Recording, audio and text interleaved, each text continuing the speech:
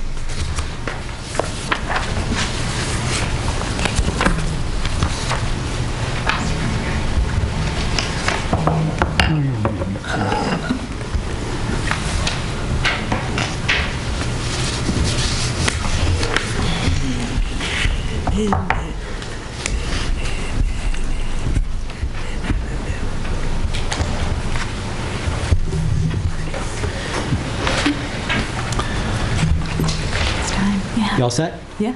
Okay. The time being at or about 7 o'clock, call this meeting to order. My name's Dick Lewis. I'm the chairman of the zoning board. Why don't we just have everybody introduce themselves, starting maybe down with Neil. Oh, Neil. Neil McIver. Dick Piper. Mike Conklin. Bill Clark. Freeman Plummer. Robin Peters. Howard Burnham. All right. First order of business is the consideration and adoption of the October 6th minutes. Everyone got a copy of that in the package that was mailed out? Does anyone have any additions, deletions, or other corrections? Dick, you could strike my name because I wasn't there. Yes, we'll do that. Okay.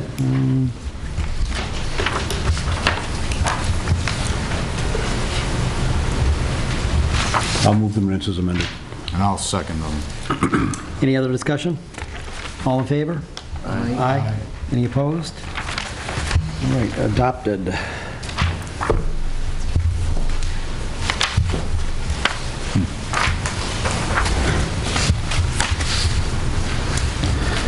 All right.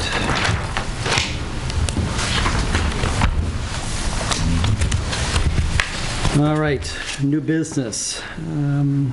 Case 208097.32 ZBA 120109-1. Discussion and public hearing on a special exception request from Plymouth Woods Family Housing requesting the following two special exceptions as referenced in Article 3, Section 304 of the zoning ordinance for a 4.92 acre property located off of Fairgrounds Road and Allen Avenue with the property identification number listed in the hearing notice. This is in the A agricultural zone. First special exception is to permit multi-unit dwellings of 3 to 6 units. And the proposal is to build 24 workforce housing units on 4.92 acres. And the second one is to permit more than one main structure on the parcel. The proposal is to build four buildings of approximately the same size with 6 apartments in each building. A couple of housekeeping issues first. Yes, I'm going to recuse myself. I have a relationship with the proposed individuals and Okay. find that it's... You don't need to explain, really. Okay. All right. Second housekeeping item, just for the record, the property owner of this parcel, Harry Blackie, who's, I think, a part owner or trustee of BICO LLC. When I worked down in Massachusetts, I worked with him as the administrator for another land use board, a project he did down there. Developed a good working relationship with him, but I don't feel that this is going to influence my decision here. Does anybody on the board have any questions or concerns with that? Okay. I don't. Okay. Hearing none, I guess just the last order of business is we've got a pretty good-sized crowd for a zoning board meeting. We'll see how it goes. My goal here this evening is to try to get as much input as possible, get as many questions from the board, questions from the audience, presentation by the applicant. If this sort of goes on and on, what I would ask is that members of the audience, if you have comments or questions, concerns, if the person before you has the same comments, you may reference those. It would be nice not to sort of repeat some of the same things. We did get one written piece of correspondence from some abutters on Allen Avenue. We will talk about that in a little bit. If it goes on late enough, I may get to a point where I ask the board the question, do you want to continue this or do you want to keep going this evening? And we'll sort of see how that goes and play that by ear. I guess what I would ask for now is presentation by the applicant. Thank you very much, Mr. Chairman, board. My name is Jeff Brown, and I'm working with Dick Hanaway on this proposal for the Plymouth Woods workforce housing development. As Miriam did a wonderful job of providing a summary on this, but I'll try to do my best to do equally as well. I've been working with Dick for a number of years. He owns and operates the Plymouth Apartments, which is in the neighborhood, and also Plymouth Terrace, which is the senior affordable housing up near Hatch Plaza. I'm here with also Ignatius McClellan, who's with our consultant group, Northern New England Housing Investment Fund. They are a nonprofit organization that was put together by the New Hampshire Housing Finance Authority to help different groups, developers, nonprofits, to help develop this sort of housing in the Northern New England region. Also here is Lori Cass, who works with Dick. She is the manager at with Hanaway Management at Plymouth Apartments and Plymouth Terrace, and hopefully they can provide a little support in some of the questions that might come up. As you outlined, we're seeking special exception for this development, which will consist of 24 units in the agricultural zone, and we're also seeking a special exception to allow more than one main building on the lot. So I'd like to give you a little bit of an overview of the proposal, and then procedurally, I'm not sure how it works. I'd like to just present our rationale on the criteria and go from there. Okay. I assume you've got some boards to kind of depict the proposal, layout, site design, etc. Try to orient everybody. I don't know if this is a good location for everybody to see, or it's good enough. That's pretty standard spot, yes. Okay. I think this is probably as good a place to start in that it references the existing subdivision, which is owned by BICO LLC. This was the Mountain View Farms subdivision that was approved, I believe, in 2005. And they still own the property. We're only going to buy the property if we get all of our approvals. So the intent here is that we will go through the process of approvals. If we don't have approval, then they prefer to see nothing change with their existing subdivision. So it's all conditioned on all the process. But to orient you a little bit, here's Fairgrounds Road, here's Page Street, here's Allen Avenue. And this section here on the west side of the property is reconfiguring what I believe was 11 lots into 2 lots. This lot here, which is on the pond in the back, will remain as part of the Mountain View Farm subdivision, and we're simply subdividing out this nearly 5-acre parcel for the proposed development. There is water and sewer in Fairgrounds Road as well as Allen Avenue to serve the property. And the size of the lot was configured based on zoning ordinance density requirements for multifamily housing. A simpler plan to show is a little less detail, but maybe easier to read. Essentially shows the same thing. Here's the 4.92 acre lot. Here's Allen Avenue, which we would intend to retain and own and maintain, as well as upgrade to town specs, town standards. And this shows the residents on Crescent Street, or the house lots on Crescent Street, and the existing properties on Page Street in a very simple form. The project itself, the property itself, will consist of 4 buildings with 6 units in each, consisting of 24 units. This is the conceptual on the site plan, and each building has 6 units in it. They're all townhouse-style units. They're all ranging in size from 1-bedroom unit to 3-bedroom units, mostly 1s and 2s.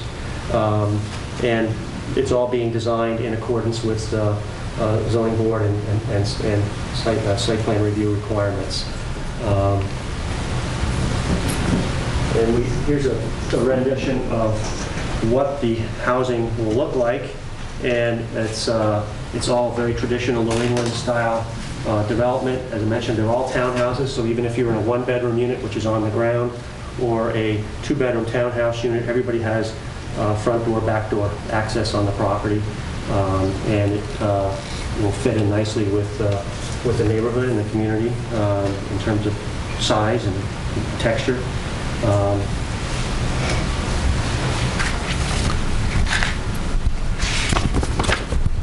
One of the things I wanted to mention, Dick Canaway and Lori have been managing Plymouth Woods and Plymouth Terrace for 20 and 25 years, I think, respectively, and they have a lot of experience, and if you folks have familiarity with it and drive through the property, it's beautifully maintained, it's very neat and clean.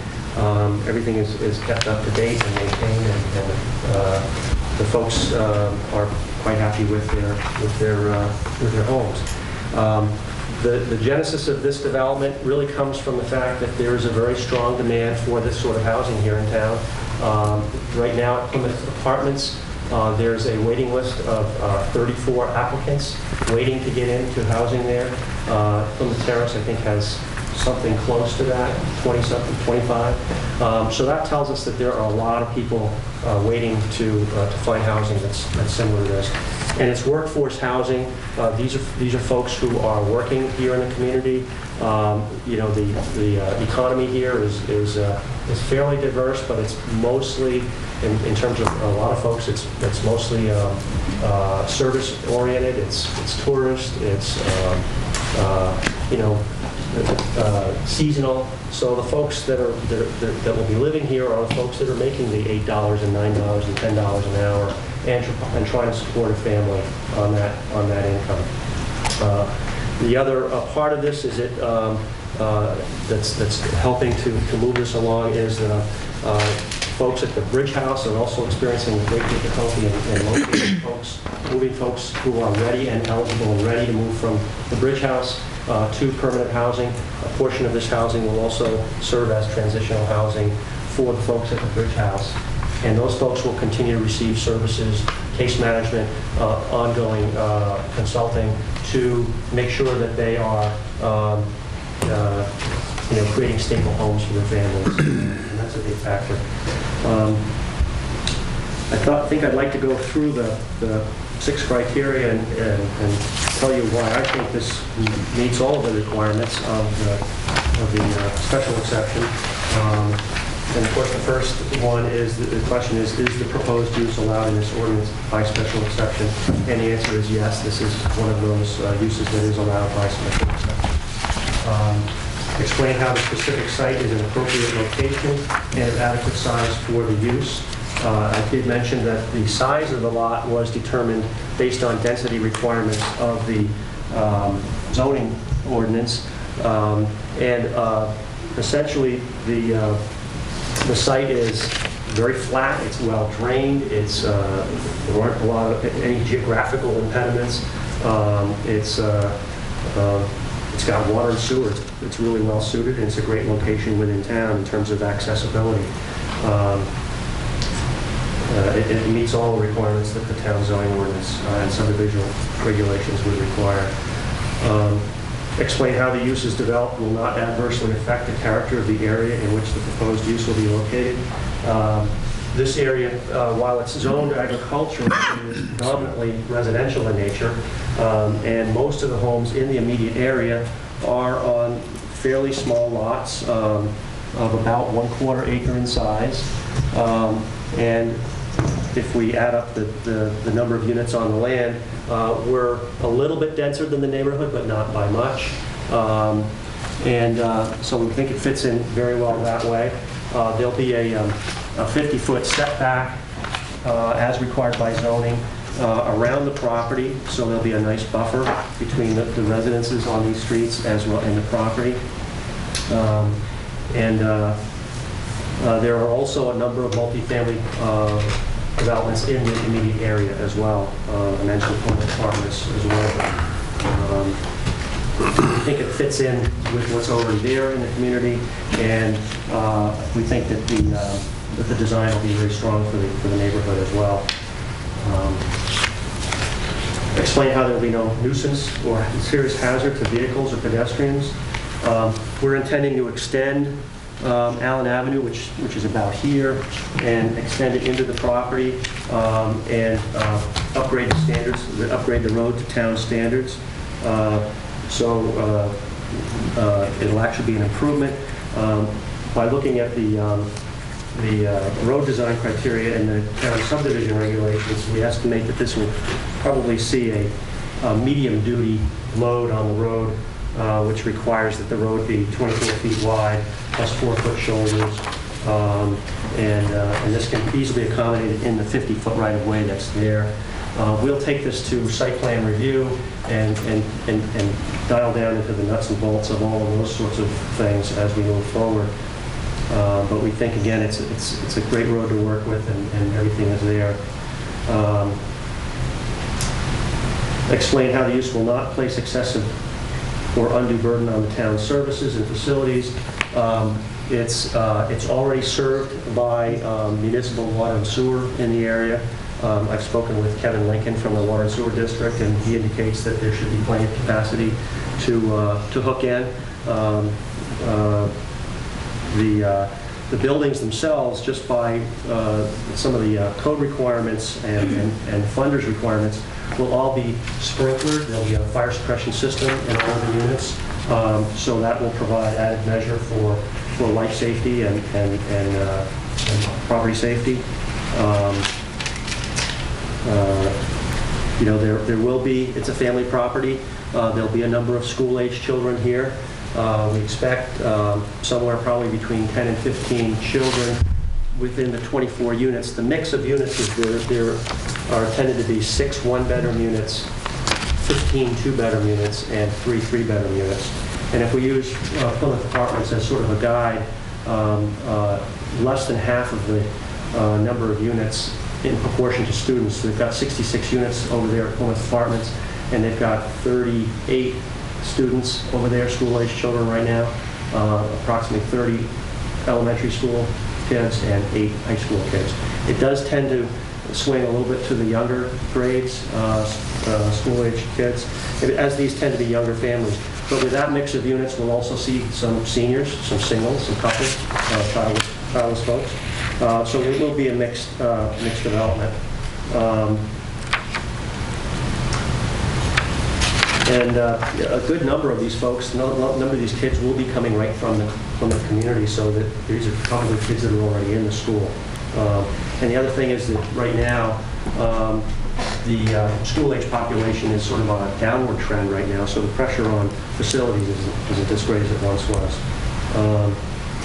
And then on the item number 6, explain how there would be no significant effect resulting from such use upon the public health, safety, general welfare of the neighborhood in which the use would be located. And as I mentioned before, the character of the community, the density of the community, the services are there for water and sewer. We don't think would be burdening the school unnecessarily. While there will be some additional traffic coming up Allen Avenue and into the development, it'll have an impact, but I don't think it's an unmanageable impact.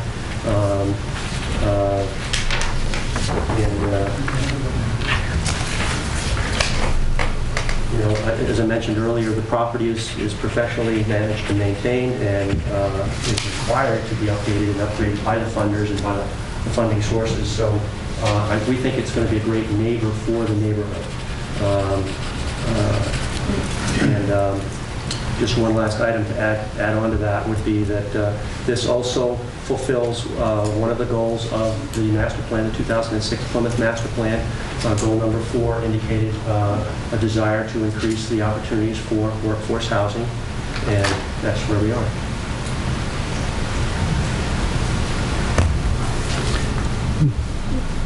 Any other comments from your project team? Ignatius, do you have anything to add? Ignatius McClellan. The only thing I would add is to point out, one of the questions is what will the properties look like? And these are examples of some of the recent properties that are built with the same funding source. So the funding source is the New Hampshire Housing Finance Authority, puts together federal dollars to help build this housing. And this property is also going to have rural development dollars. And as you'll see from the properties, the standard in terms of architecture and the building material is pretty significant. And one of the reasons it's significant is because New Hampshire Housing wants the property to stay affordable for the long term. I mean, the IRS requires it for at least 30 years be affordable. And if there's only money coming in at the beginning, they make sure that everything looks great for 30 years. And they fund reserves to make sure the buildings are maintained, and they require professional maintenance and management to make sure that they, and I only say, because this will help it, fit into the neighborhood because of the kind of the architect. The architect on Boynton Road in Meredith is the same architect that's going to be doing this project. That's all I have. Who is that, just for the record? George Hickey. Okay.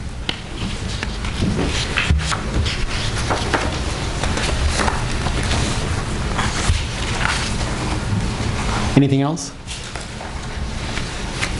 The only other thing I thought I'd mention is that we did invite the neighbors to a meeting, an informal meeting that we held a week ago Monday, and had a chance to meet several of the neighbors and hear some of their concerns. And some of the things that they were concerned about were site drainage, which apparently has been an issue over there on that side of town for a little while.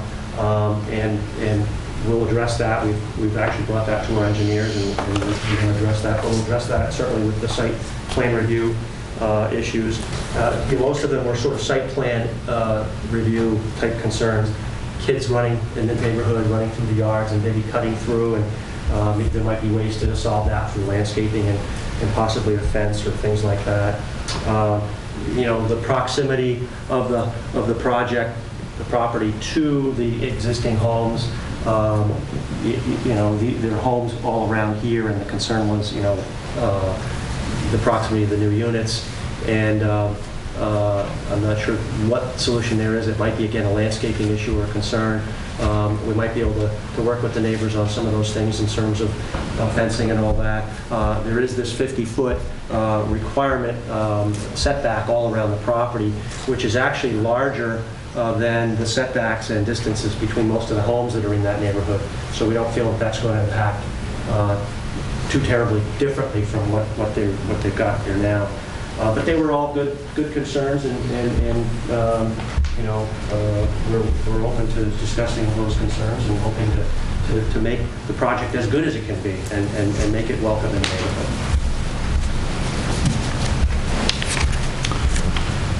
All right. As I am often want to do, I forgot to appoint an alternate member since Bill's not sitting on this one. So Freeman, we'll appoint Freeman Plummer is the alternate to sit in on this one. Why don't we just start off with board questions? Start, Neil, you want to kick it off? Does your plan show existing homes that are, say, within 200 feet of your project? Not these presentation boards. We do have a site plan that we've submitted that does show the other properties. And I don't have that in a large board format. Here, I can pass this around.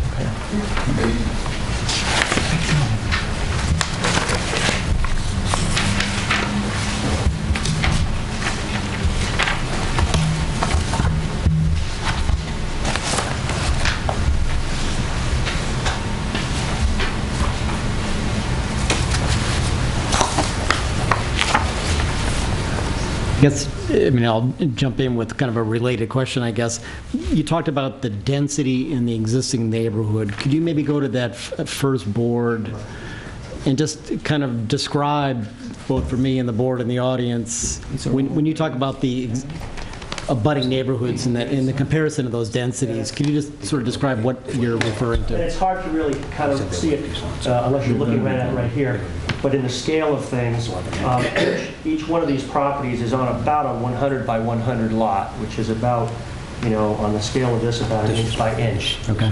So there are homes on a number of these lots. There's some homes back doesn't in have the here, lines, and there but are some homes on Page 100 by Street. 100. So these areas are impacted. On Page Street, are there 5? This one? Page, there's, I just see 5 names, it looks like. these were actually abutters that are on that. Some of these lots go through. 1, 2, 3, back-to-back lots.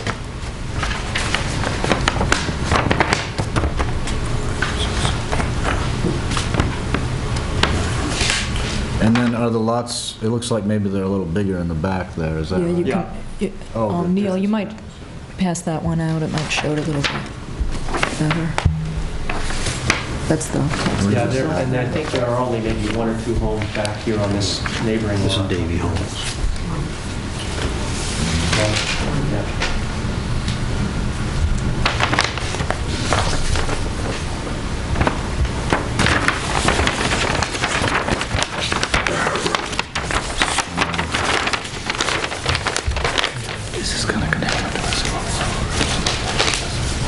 What's this other little protrusion out to Highland Street?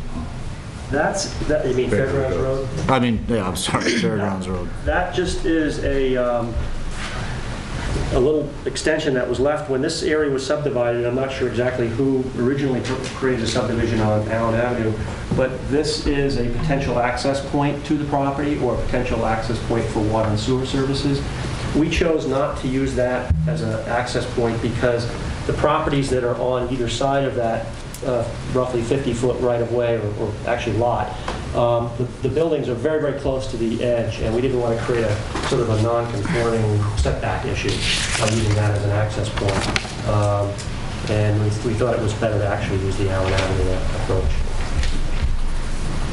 Is this, I gather this is going to require subdivision approval too? Yes. And on this tax map, the back line isn't really shown on there. I was just curious about, can you draw that in approximately where On it the goes? tax map? Yeah, do you know?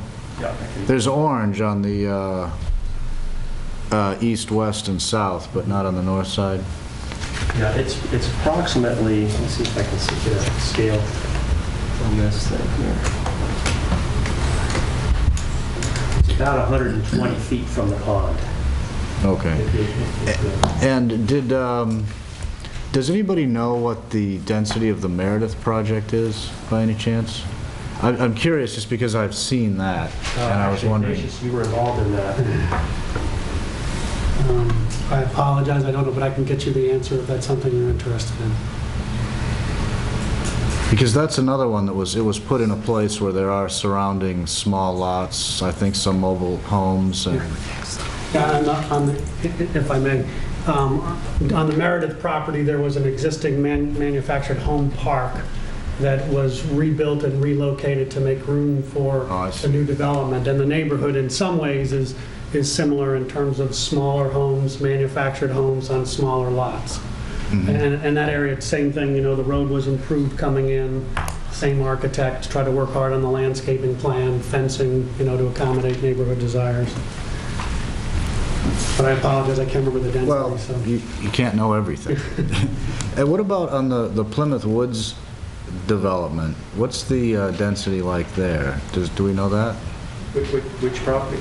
I'm thinking of the one, I'm thinking of the one that's down behind McLaughlin's place. Is that? Yeah, Plymouth Apartments. Plymouth, because this one's called Plymouth Woods. Yeah, this one, yeah. Oh, I'm sorry. I think that's something like 66 units altogether on 2 parcels that are something like 4.5 and 5 acres. It's a comparable density. So it's maybe 9 acres but more than twice the Right. number of units? Right. It's a similar density.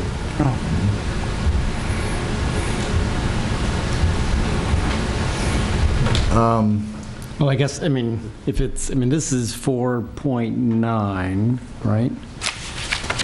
That's, 4.92 it For says somewhere. 24 units, and that's 66 for About 9 acres. 9 acres, so it's, Something under 10, I think, yeah. so it's a little bit more dense. I'm sorry. I'm jumping ahead a little bit here because we haven't heard from the abutters, but it sounds from their letter as if they have some question about the ownership of the road. Do you know anything about that? I think it's been in some question, but as we look at deeds and I've done some preliminary title work, it looks like it still is owned by BICA, and it never got subdivided out of the whole parcel. Is it shown that way on the tax map too? Yes, Private. Yeah. yes. You know who maintains the road? I think the owner, the abutters do, the neighbors do, yeah. Yeah. So, You mentioned the funding authority, New Hampshire Housing Authority is going to fund it, and another agency as well? yeah, U.S. Department of Agriculture, Rural Development, it used to be called Farmers Home years ago, but they sort of jointly finance it together to leverage their funds.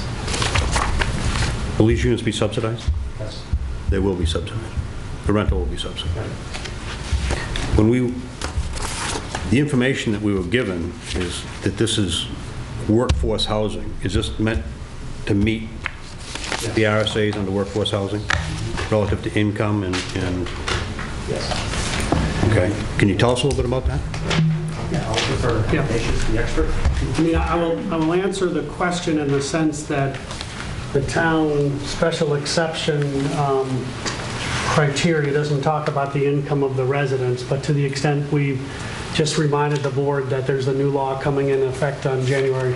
The definition under the statute for rental is 60% area median income or less. If my recollection is correct, because I happen to work on that bill too.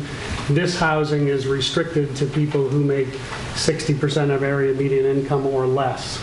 So it may be as low as 50%, but generally, in order to pay the rent, and in order to meet the income criteria, it's generally people making 60% area median income or less. For the household or for the individual? It's per household, so it varies by family size. So to the extent is it okay if I sit? Because if I stand, I don't want to block folks. That's fine. If it's a one-bedroom and there's one person, you look at the area median income for one person. If it's a family of 4, you look at the family of 4 area median income. So. And what is the area median income? I will find it. My recollection is somewhere between, depending on family size. Let me just make sure I got the, it varies by That goes by county. county. Yep.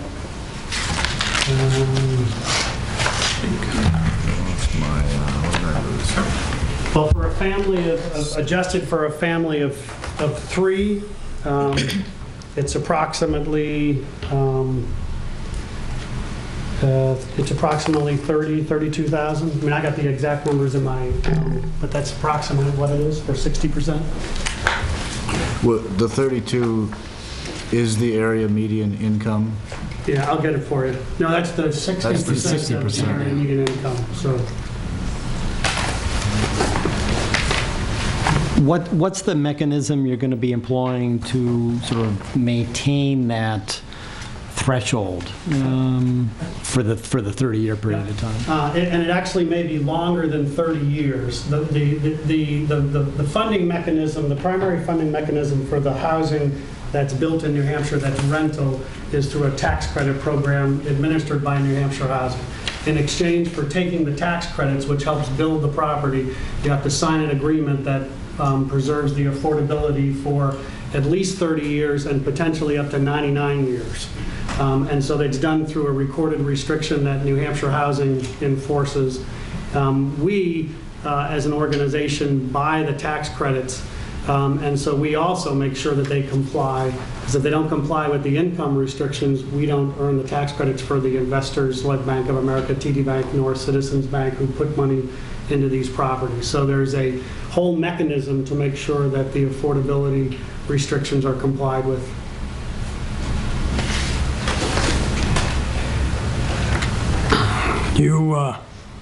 You say this is going to be, the roadway is going to be owned by you. It's going to be brought up to town standards. And at no time would that road be turned over to the town for maintenance? It's not our intent right now, but I don't know. I mean, we're going to build it to town standards because we want to meet all the requirements. It's not our intent to turn it over or request to turn it over. But 10 years from now, 15 years from now, you know. So you're going to be responsible for snow removal and all of that Right. sort of stuff? Yep. Are the people that live on that Allen Avenue also going to be responsible for the roadway? Are they no longer going to be We would responsible? assume that responsibility.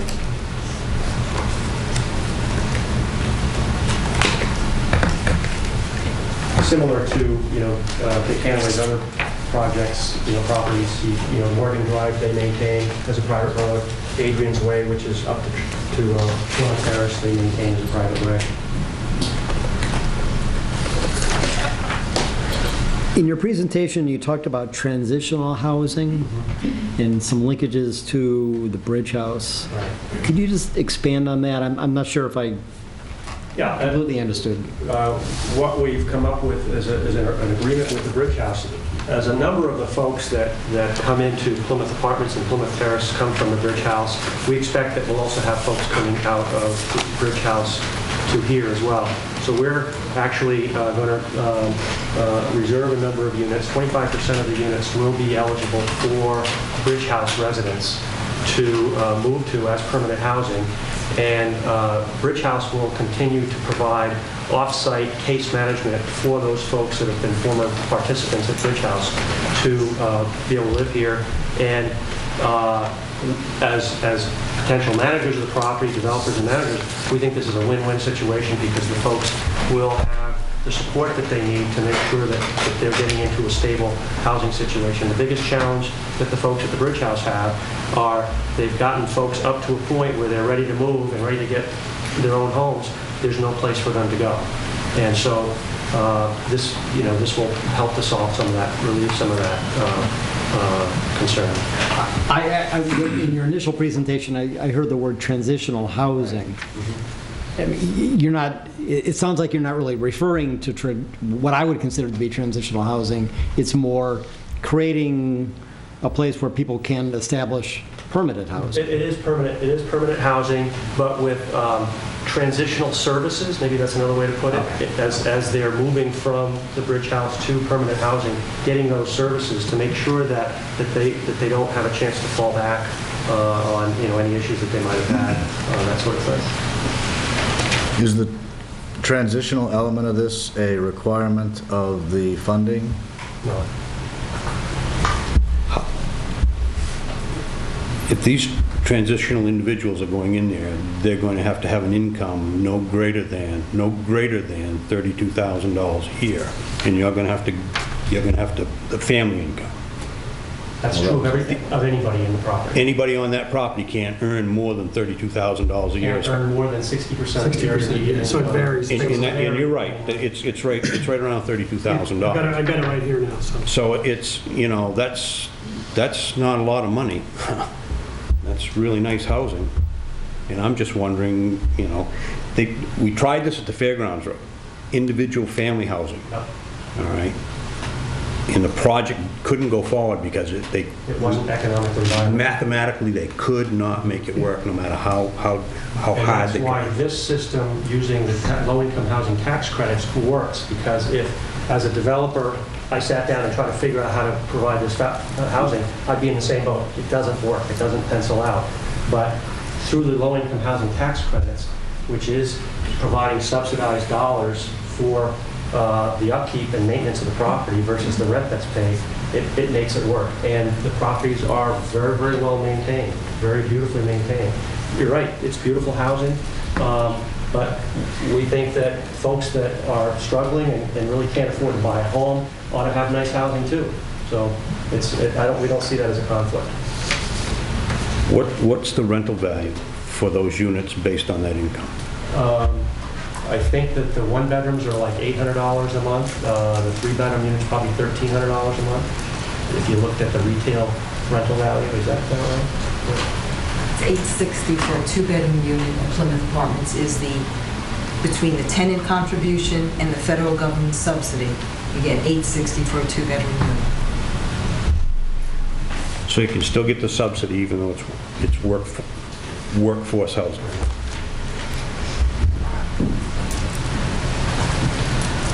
If I could just want Yes. to respond in terms of your concern, you should know that to get this funding is a very competitive process. That's number one. And so it's great that the money is actually available to do the project.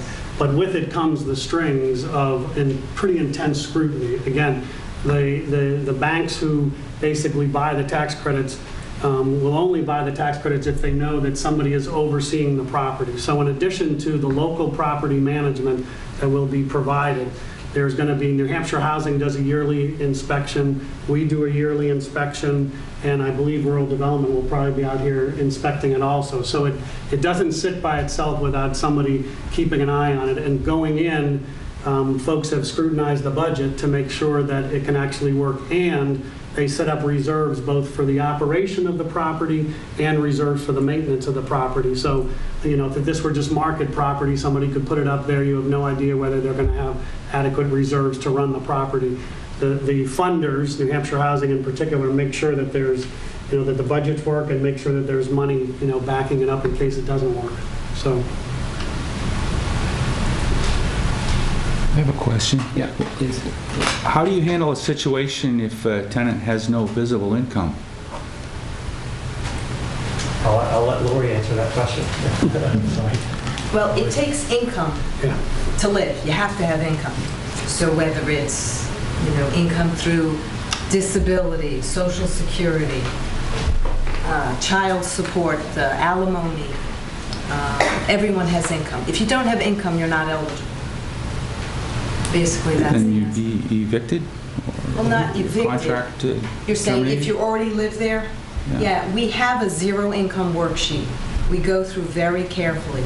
If friends and relatives give you money on a monthly or weekly basis, that's income. Unemployment is income. There's very little exempt sources of income, but income is income, and everyone has income. That's actually not true, that people... Well, ma'am. I'm just- sorry. Yeah, we'll get to public comments. Sorry to cut you off. Well, maybe I can, just to follow up, I'm not sure this is entirely relevant to the issue, but I think the question is kind of, what happens to somebody who is living in one of your places and loses their income? Does the subsidy pick up the whole thing for a while, or? It can, if it has to.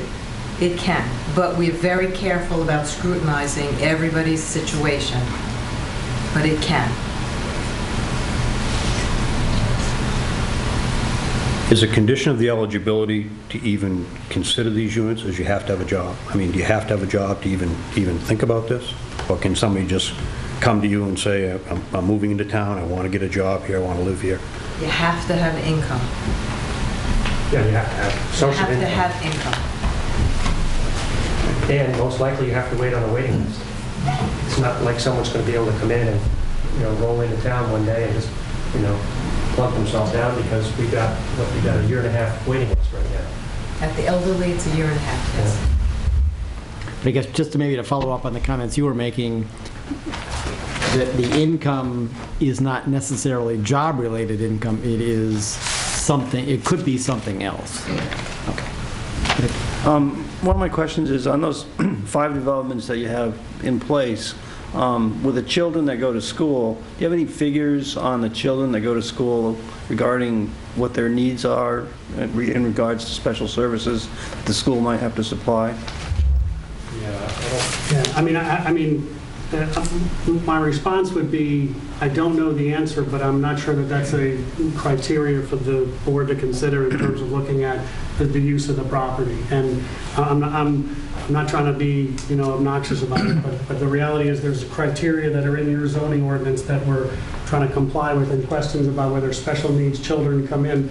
We can't control that because of fair housing issues. And so our request would be, please don't hold it against us in terms of going through our zoning process, because we can't control, what children or what people come in based on fair housing. We have to comply with the federal law. So, But also, on the other hand, in your application, you said that the school district could accept that has room for the children.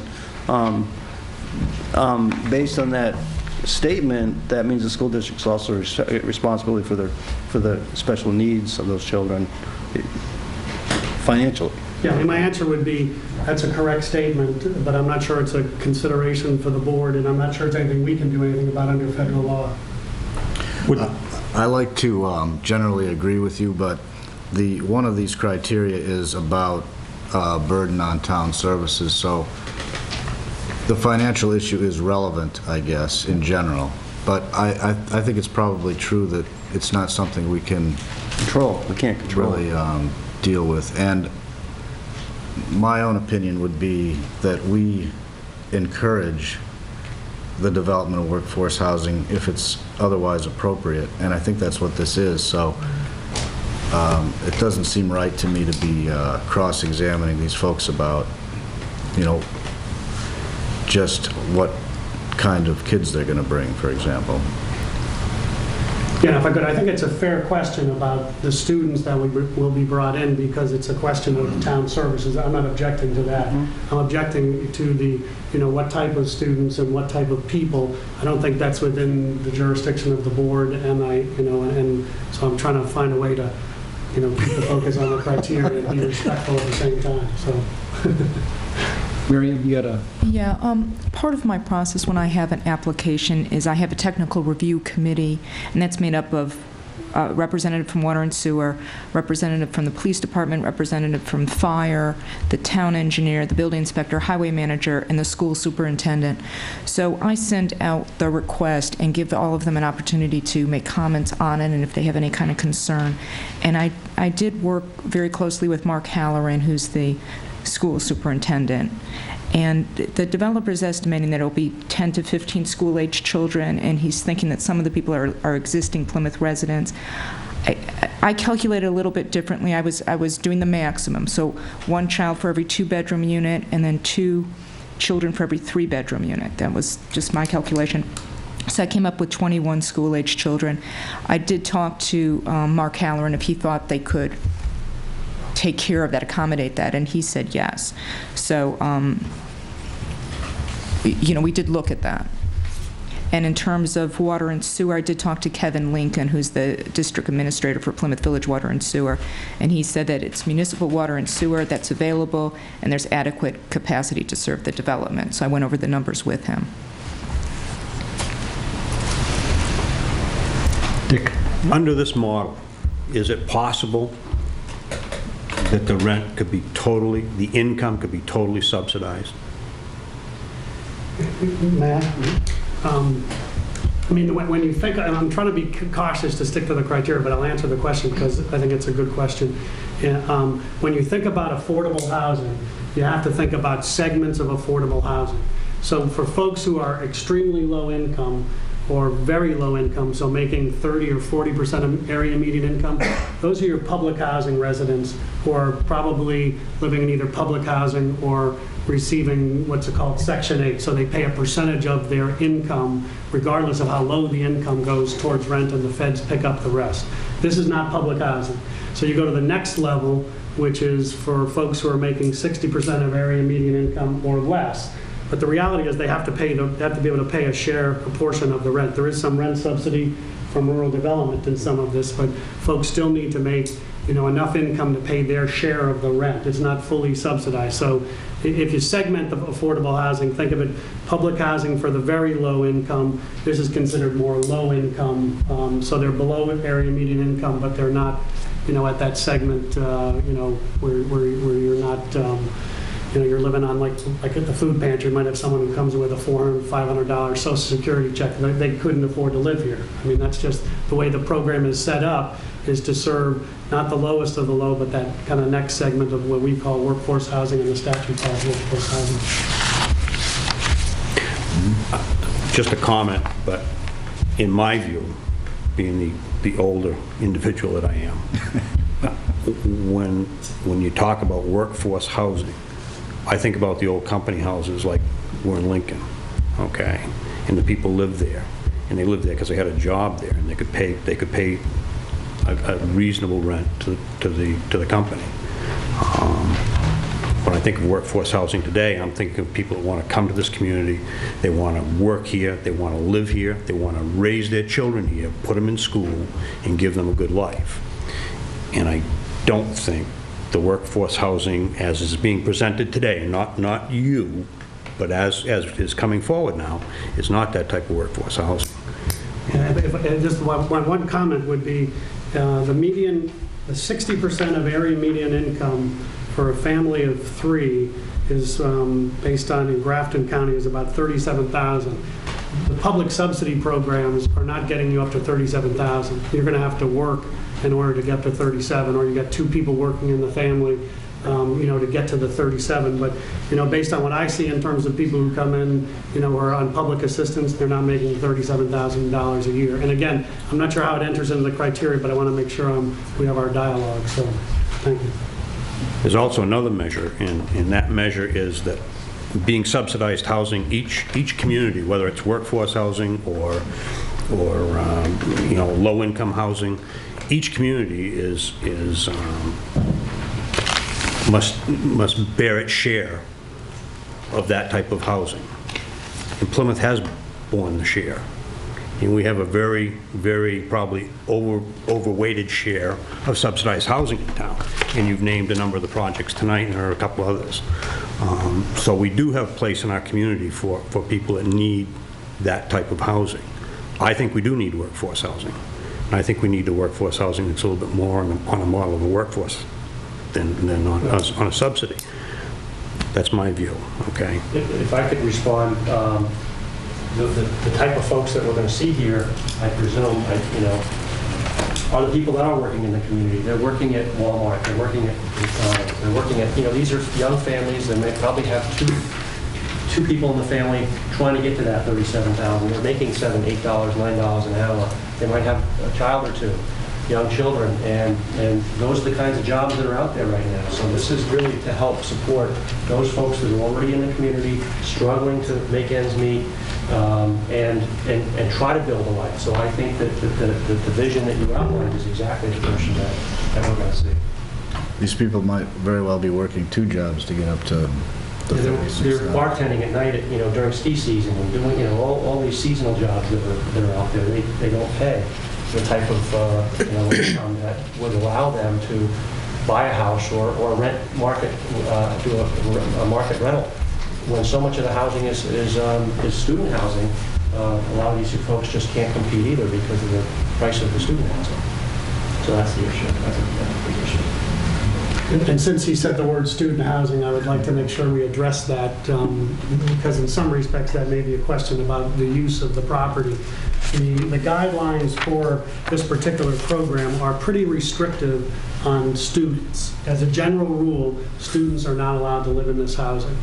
So if somebody is like my child who's dependent on me, they couldn't come live in this property. If it were a single mother who is working and going to school, she would be able to live. But the general purpose of this, and Congress has been pretty explicit, is so it is not built as student housing. And I just wanted, since you're in the college town, I just wanted to make sure we got that on the record. So it's not student housing.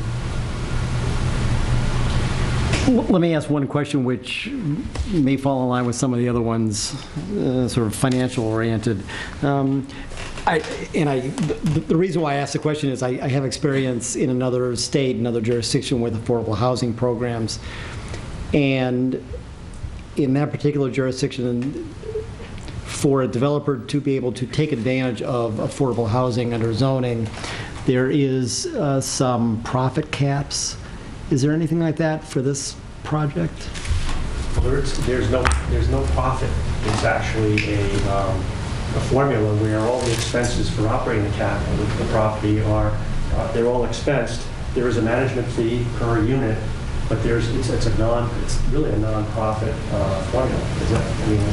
Yeah, I mean, again, in terms of the educational part, I mean, these are structured by New Hampshire Housing, so they have very thin margins, so that the general goal is that the income coming in will cover the operating, and in terms of money that's spun off, it's extremely little. I think nationwide it's something like $250 per unit is the net income that comes from these particular properties.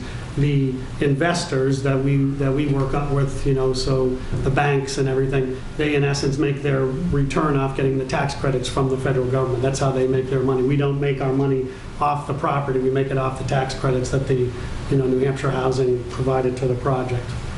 Okay.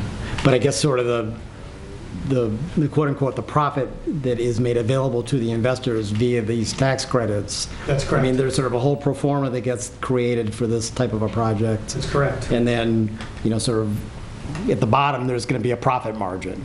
And that's sort of incorporated into the tax credits? Yeah, I mean, there's basically two pro formas. Pro forma is like your kind of budget almost in some respect. There's the operating pro forma, which is designed to get as close to break even as you can to making sure you cover your expenses and fund the reserves to make sure you can maintain the property. So there's that budget that New Hampshire Housing scrutinizes to make sure they're not putting more money in. And then from the tax credit side, they do a return. If I get these many tax credits and I turn them in over 10 years, how much am I making off of the tax credits? There's a separate calculation for that. So. I guess my other question is maybe getting back more to the plan. The land on which this is going to be developed is part of the Mountain View Farm subdivision. And this property, there's that parcel A, which is small, 2.03 acres. It kind of hugs the pond there. On your 4.92 acres, it's hard to know, it's hard to kind of calculate exactly, but how many lots were going to be on that parcel, your parcel? I think there were 9. I'm not sure what the number was because I don't have the overlay. I think there were 9 here and 2 here, so for a total of 11. So this was all 11 lots originally. Okay. Including this piece here, which was a separate lot. So 10 sort of developable lots? Okay. Just for comparison purposes, I mean, I've been through the model home, one of the model homes up at Mountain View. It's a 2-bedroom, 3-bedroom, I forget exactly, it was a while ago. Still sitting there unsold, but anyway, out of those 10 units, you're looking at, what, 32 bedrooms, something like that? Yeah. And with our proposed mix of units, we're at about 45 bedrooms. So, more density, but not substantial. Okay. On parcel A, how's that property going to be utilized? That's a single lot. It's a single home site. That's actually part of the Mountain View subdivision. Okay. So access via that long driveway. Right. Okay. Original subdivision didn't include that. What I did speak with Miriam earlier. Could you just maybe sort of summarize, both for the board and the audience, what's BICO going to have to do to sort of? I mean, my understanding is they had a subdivision approval kind of a cluster-type subdivision approval, I Oh, believe. right, the original. They are going to be obligated to come back to the planning board to modify that in some That's the fashion? request, right? Right. So we're talking about a subdivision request and a site plan request, and then the special exception. So the special exception, is what you guys are reviewing tonight. And then, and it doesn't really matter the order, he went before planning board for conceptual subdivision and conceptual site plan. And now he's submitted his application for more of a preliminary subdivision and site plan. But you have to have everything lined up. If you don't have, if he's not granted the special exception, then he won't be able to go forward. But he needs all of Just the clarify, site plan. this project that we're talking about, these units have been before the planning board for a conceptual? Conceptual. Okay, okay. Were there any informational requests, sort of substantial issues that There came up during was that discussion? a question about wetlands, but as far as I know, there's not wetlands. There's that pond. Can you just show that? Yeah, there's a pond, existing pond here. And then there's wetlands down there. Delineated here. And then there is, and it'll come up as we go to the planning board, there is an issue, it's been an existing issue with some, drainage issues along Page Avenue, which as we move forward, working with the Blackies and BICO, our engineers are going to shift some of that drainage so that it doesn't affect Page Street any longer. We're solving that problem through the site work that we're going to do on this site. I guess sort of it's kind of a site-specific question. I drove out to Allen Avenue this morning. It seems like you sort of get to the last kind of what sort of feels and looks like sort of the driveway for the last unit on the left-hand side. I didn't walk it, but it looks like the road kind of just peters out and then it sort of drops off. I'm not sure how many feet. Obviously, that's sort of a gully or something you'll be doing site work in, filling and grading.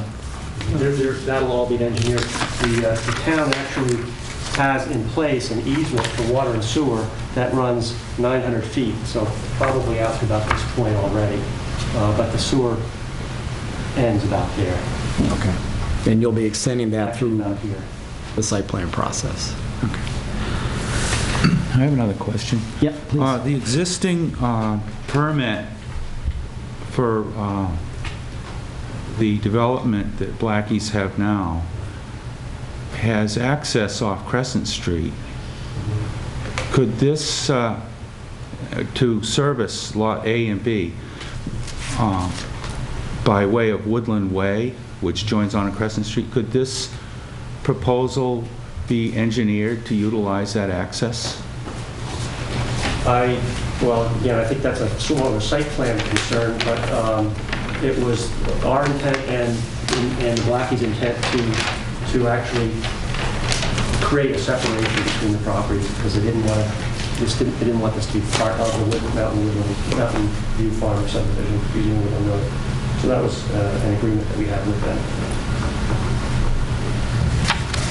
And if I could, in order to site the buildings so that they're in the center of the lot, I think there may have been an issue involving the location of the road.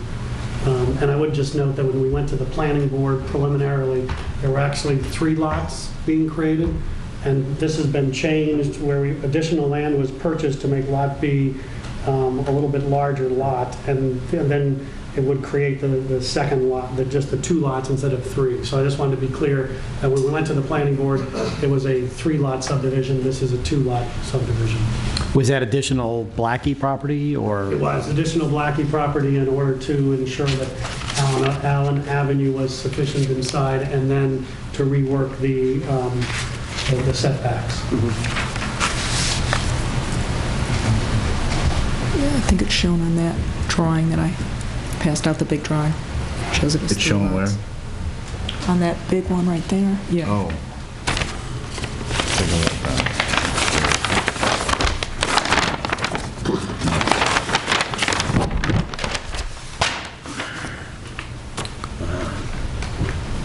Yeah, okay. It's 3 lots, and now it's going to be 2.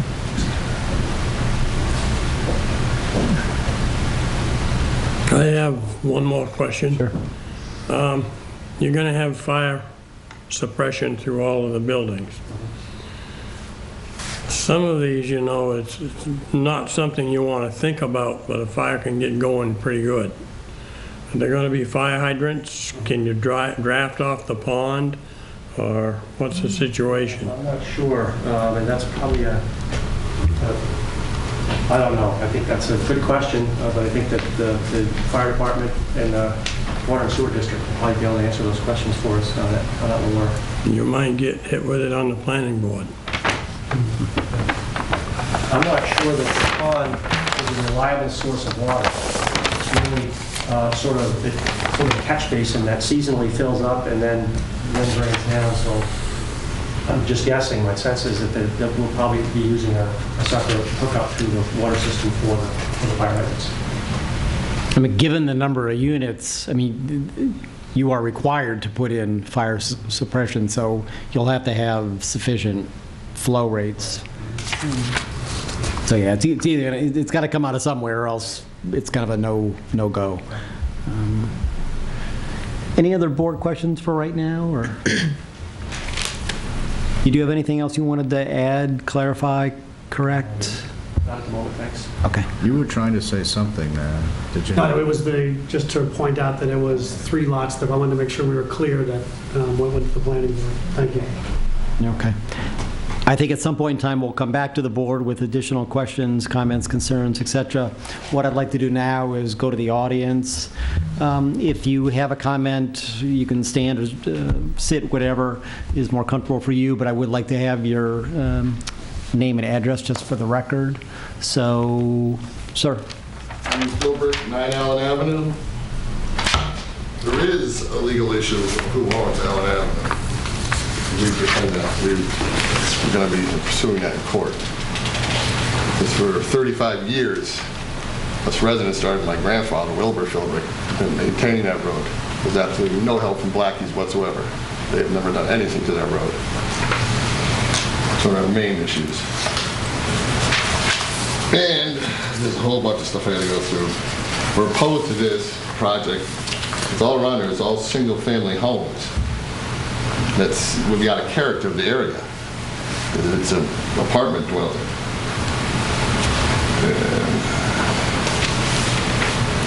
And it's on less than 5 acres of land.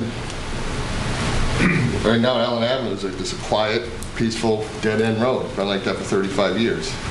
By putting this in here, the traffic, they said a medium duty, which is what, 80 to 150 cars a day for the zoning regulations for medium duty of traffic. That's a lot of cars. We got maybe 5 to 6 come out of there a day. This is going to totally disrupt our whole lives, just change the whole quality of our life.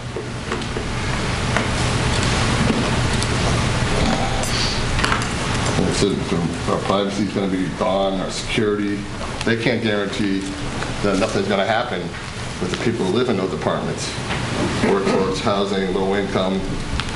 I know the other apartments down on Morgan Drive in the past years, there's been problems. The police have been down there in the past. I'm afraid that same thing might happen here. And I don't have to worry about it at nighttime, you know, when I'm sleeping.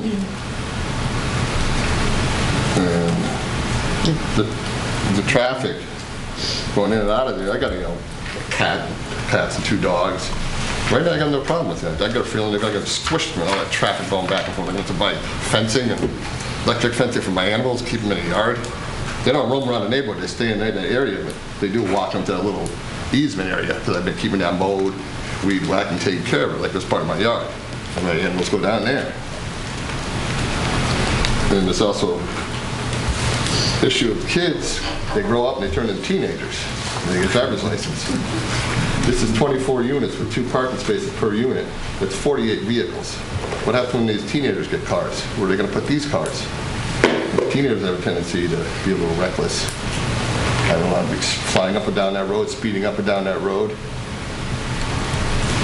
Especially with the little kids there too. There'd be a hazard for pedestrians.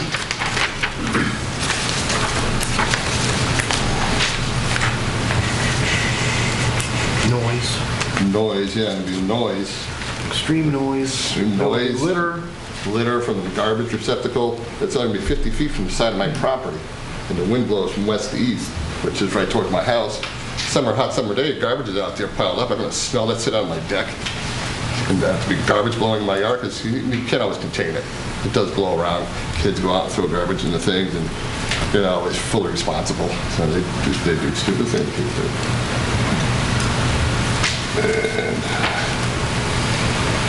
And just for Miriam said 21 kids. But they're not all residents of Plymouth, originally. They're from out somewhere else. By being this low income, workforce housing, as you call it, who's got to pay for those kids to go to school? Us taxpayers.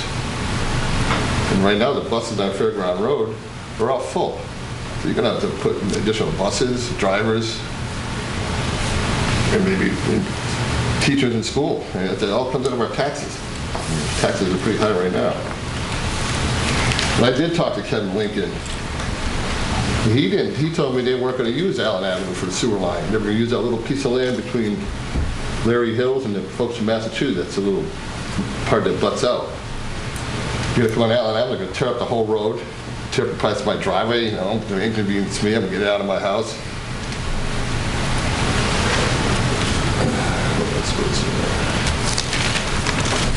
Yeah, we're worried about just the safety and security of our properties. You can't guarantee who's going to move into these apartments. You can do all the screening you want, but they do eventually have some bad elements that move in. It's just the way it is. Before we moved up here 5 years ago, my wife and I and our 3 sons, that's where we lived, in a place just like that. Exactly. Exactly like that. Sliding scale, unemployment, Social Security. Subsidized. It was subsidized housing. It was the worst place I ever lived. And it was lovely to look at, and it was terrible to live at. The parents didn't take care of their kids. They're out working to make that $37,000 or whatever it is that you have to make. Single moms, they have to work, so there's really nobody watching these kids. They go out in the parking lot to hang out. They throw garbage in the parking lots. When they get older, they start doing things that teenagers do. And it's also an issue of Allen Avenue itself. The town paved that road with taxpayers' money. I don't think that it should be sold at a profit for somebody at the taxpayer's expense. Just over the summer, the sewer and water line district came up there. They graded off in front of the Sue's driveway and in front of my driveway using town expense. So I think the town has something to say about this. It's also only going to be 23 feet away from our house. The road's going to be 23 feet from our house, from our bedroom. You got cars that go in and out there day and night, nighttime, shining lights in the house, going back for, I don't think good as it is. I don't need any more interruptions. Sue, her husband's a long-haul truck driver. He comes home for a few days. He's going to be his peace and quiet, and his car's going to go up and down that road, and dogs start barking. He'll be waking up all the time. It's just going to ruin our whole quality of life. Right now, we live at the end of Allen Avenue, and it's not a quarter acre, it's a half acre. And it's lovely. And that's right, because you made it sound like we all live on little tiny patches, but these are our homes and our properties. And when I walk out my back door, I see woods, and I see bears sometimes, I don't want to see a street going. I don't see buildings. His original proposal for single-family homes out there, I have no problem with. That would keep us in the character of the area of single-family homes. Yeah. I have no problem with that This will whatsoever. totally depreciate our area. Totally depreciate. Just one at a time, please. And back in March and April, did a refinancing the home, when interest rates went below 5%, like a lot of people did. The appraisal came in higher than we originally thought it was going to be. She stated because it was on a private dead-end road, the property is more desirable, therefore more valuable. With this kind of traffic and low-income apartments back there, my property values aren't going to go up, they're going to go down. It's just... What's But the flooding is an issue. Yeah, well, second week of August, in my backyard, you noticed my backyard slopes down.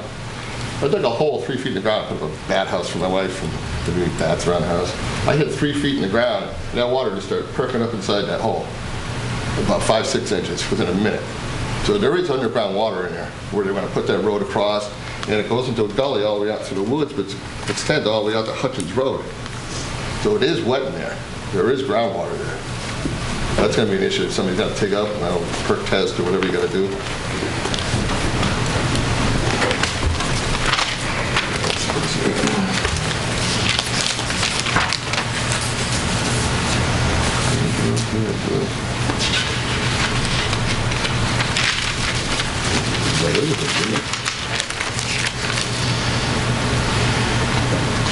That's about everything I have to say for now. You can cover everything, Jay. Steve? Just for, you pretty much summarized the points that were outlined in the letter that was passed out to the board prior to the start of the meeting. Just also for the record, I assume this is your wife? Mrs. Butcher? Okay. And Vicki. This is my wife, Vicki. Okay. Yes. A lot of the same points that Ernie has, so I won't go over that. I bought my home about 3 years ago because it's on a private road, because it's quiet in a nice area. I know about these apartment buildings. I've never lived in one, but I've been near them. Like Ernie said, it's just going to be a constant struggle with traffic, kids cutting through our yards, trespassing, and a lot of these people, you sound like you say, they're coming from the bridge, whatever that is. They're it sounds like they, are trying to make a fresh start, but they may fall back. We don't want that. We don't want to deal with this. We don't need vandalism in our area. We've all worked hard to improve our properties. It seems like you've got this in here, your proposal with total disregard to take over our road and our properties, basically, because of the almighty dollar, of course. We don't want it. And like I said, we will be following legal counsel because we have been maintaining this road, certainly Ernie's family, a number of years, a lot longer than I have. And depreciation, the values of the homes will be dropping, and this is not, as everybody knows, is not a good real estate market. I say put it somewhere else. There's plenty of room. The fairgrounds, there's plenty of room. Put it somewhere else. We don't want it in our backyard. I don't care how glorified you want to make those pictures. It's low-income housing, okay? And we know what type of people are in low-income housing. Not to put people down, but we have an idea, okay? The noise, it's just going to ruin our whole existence. And we might as well just sell our homes, and we don't want to do that because we put a lot of time and effort into our homes.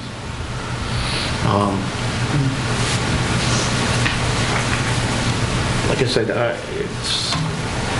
put it somewhere else. Mr. Blanchard, can you tell us, we're looking at a tax map here, I just want to know where you live. I'm Allen, right next to. So is that the middle house on the left side of Allen Yeah. Ave? Yeah. Yes. And Mr. Philbrick, you're the third house? And one all the way to the end to the left.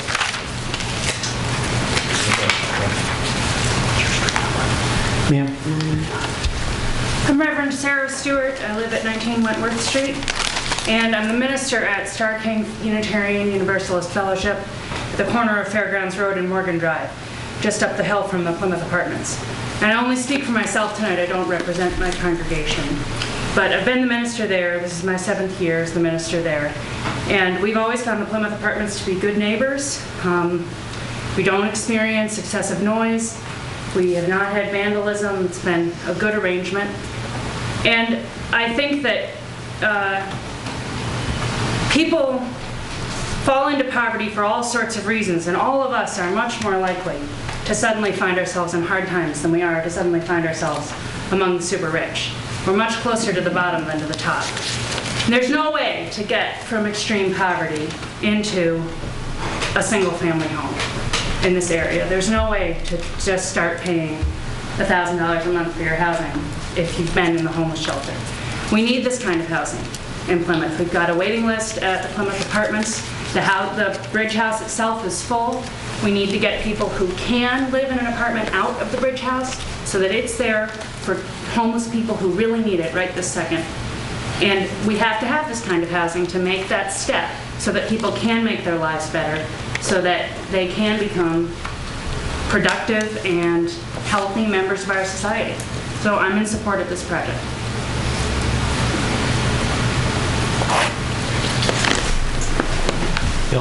Bill Clark, 69 Reservoir Road in Plymouth, and I'm as well in support of this. Both Plymouth Apartments and Plymouth Terrace do have a waiting list. The Hanaway management that runs those two properties, they're scrutinized on an almost monthly basis from different organizations, from the USDA, the urban, what was it? New Hampshire Housing Finance. They just have many people coming in and keeping a track and making sure that these properties are well maintained, well run. I know that the management company is always working with the residents and keeping things at bay. Yes, any area has potential problems with tenants, but I feel that they maintain and keep their tenants as well as anybody. And it's affordable housing for people that currently work in this area. And I just want to say I'm in support. Sir. Chris Woods, 157 Fairgrounds. Can I step forward so I can use the diagram? Please. I want to come up. Could I just get your address again? I'm sorry. 157 Fairgrounds. Thank you, I appreciate it. We live down Fairgrounds Road on this map right here. This is more helpful.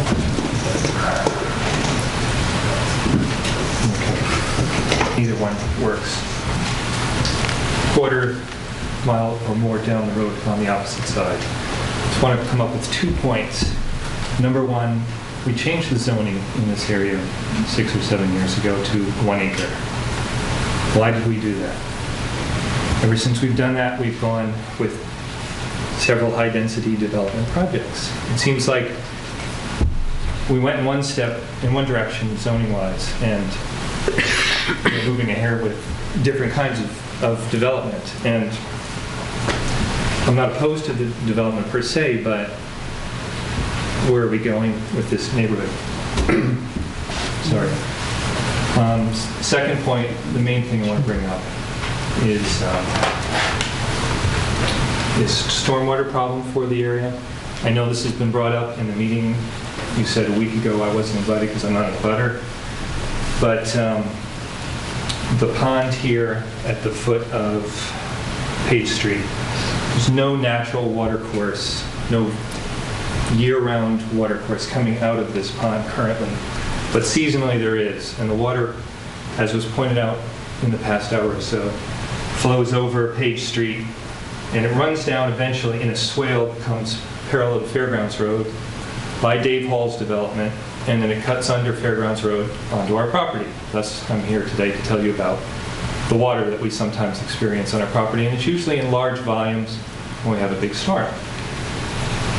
Just in one point last spring, the temporary road that Dave Hall has put in completely washed out. 30 yards of soil ends up on our property because that whole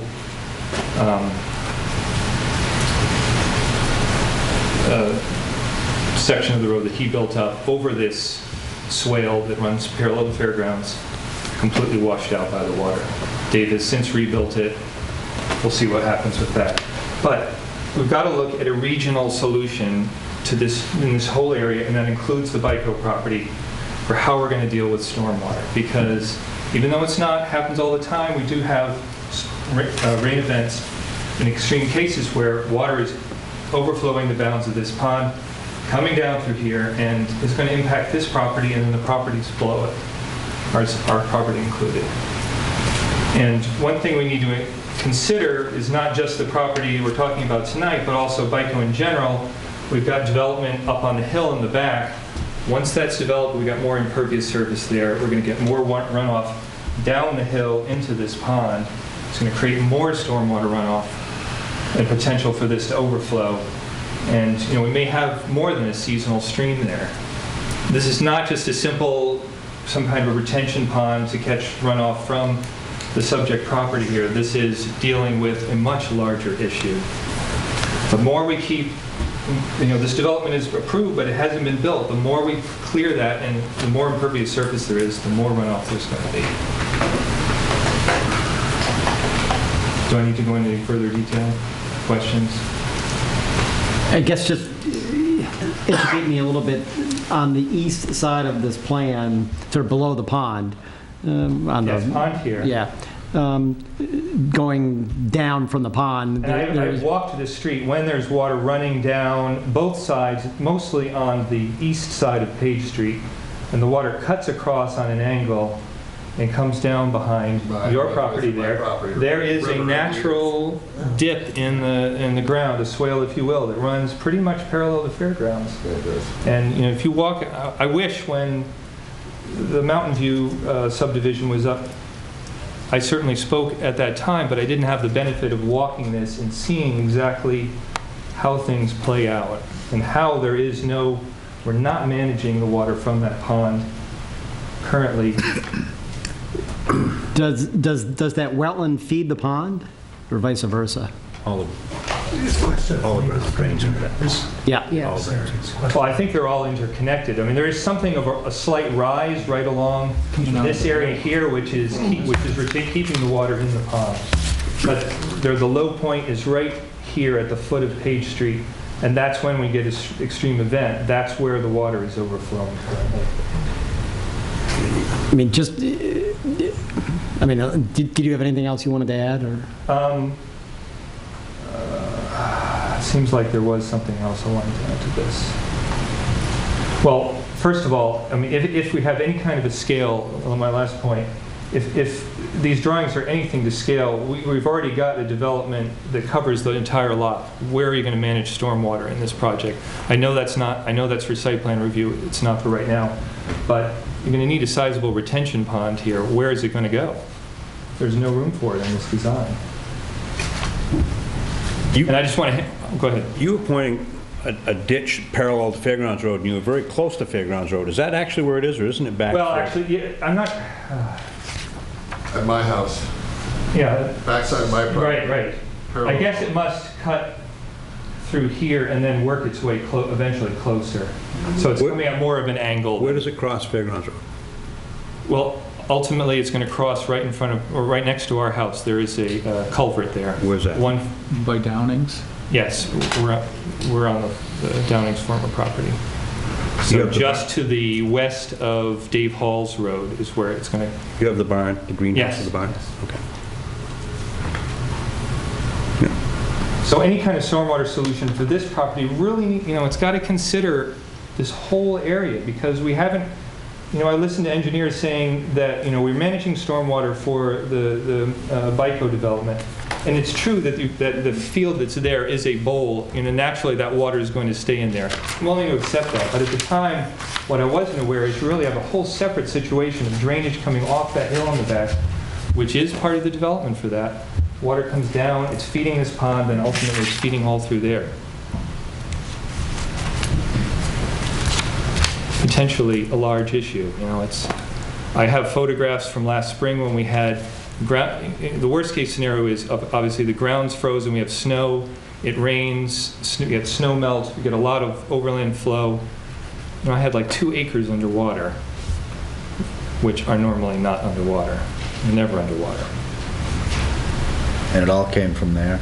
Yes, it was flowing through that swale across the washout where Dave Hall's Road is, and then right under essentially where the culvert is, because that goes under Fairgrounds Road. Where is that culvert? You've got the farm? Yes, so the culvert is just to the west side of our driveway. So it's a 1 foot, 1.5 foot.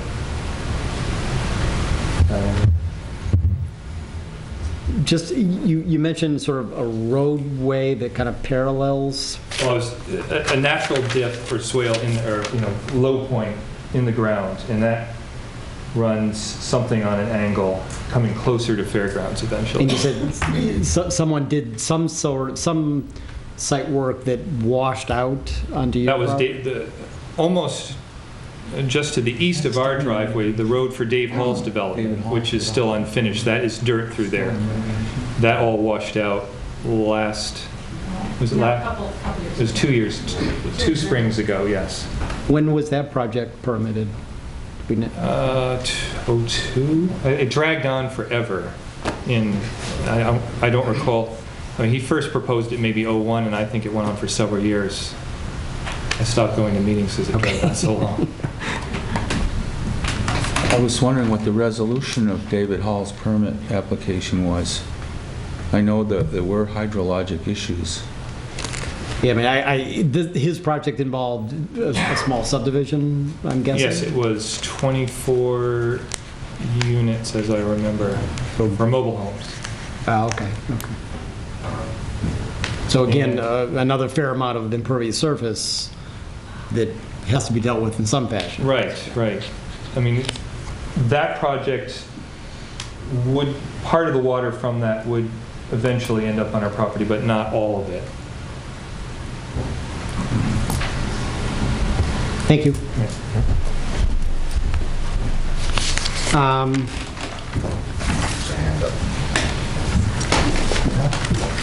Ma'am. I'm Martha Copperthorne, 56 Merrill Street, and I'm just rising to say I'm supporting this project. I think we need it for the reasons stated by Reverend Stewart, and I won't repeat those. Thank you. Greg Patton, 25 Page Street. I live just off the corner at the end of Page Street by the pond. It is an issue, the water that they're talking about. In following with Dick Piper's comment, the town of Plymouth already is quite burdened by subsidized churches. The original development was supposed to be 11 homes, valued anywhere from $300,000 to $500,000. Putting this development in, as it was originally intended, would be a huge tax income for the town.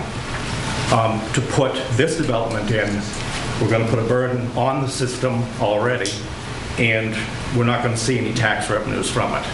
So, Can I get your name again? Greg Patton. In following with my other neighbors, I moved to Plymouth 20 years ago, and I moved to a private wooded lot and had a mobile home originally. About 12 years ago, we built a permanent home, stick-built house, and we've enjoyed the privacy. With the proposal, as what I've seen, the lot, which is now wooded, is going to be clear-cut, and everybody that surrounds it is going to be looking at a Morgan Drive up the hill. Yes, there's a need, but as some people have said, there's a better place I think it could be put, rather than trying to pack it into the small area where the proposed project is going to go. So. Thank you. Next. Sorry. Joel Hartz. I live in Thornton, but I have an interest in the project you're describing. I would like to point out or second the point that the zoning board did change zoning in Plymouth to 1 acre lots. I suspect they did that for a reason. I think that if you look at Page Street more than Allen Ave, you'll find that's where you have your quarter acre lots, your single wide trailers that were very closely put together by what I described as Old Man Blackie, and that impacts that density for certain. I lived on Page Street many years ago. I drive it regularly. I'm watching people bring in modular homes, building up a section of town that originally was something that I think Old Man Blackie looked at as just kind of a cash cow. And I apologize. Mr. Blackie's son is now head of the project, BICO. I apologize, BICO? Yes. Right, yes. Like, how many acres does that encompass? Does anybody have an idea in totality? 80 some odd acres? 70 plus acres? I mean, there's a substantial piece of land, and I appreciate workforce housing, although it was described as low-income housing on the abutters meeting. And I have a letter from the co-op that states that the Pinecrest apartments are low-income housing. Anecdotal evidence is the people at Plymouth Apartments aren't local. They're not Plymouth residents. They're people that come from outside Plymouth and relocate to a subsidized housing project.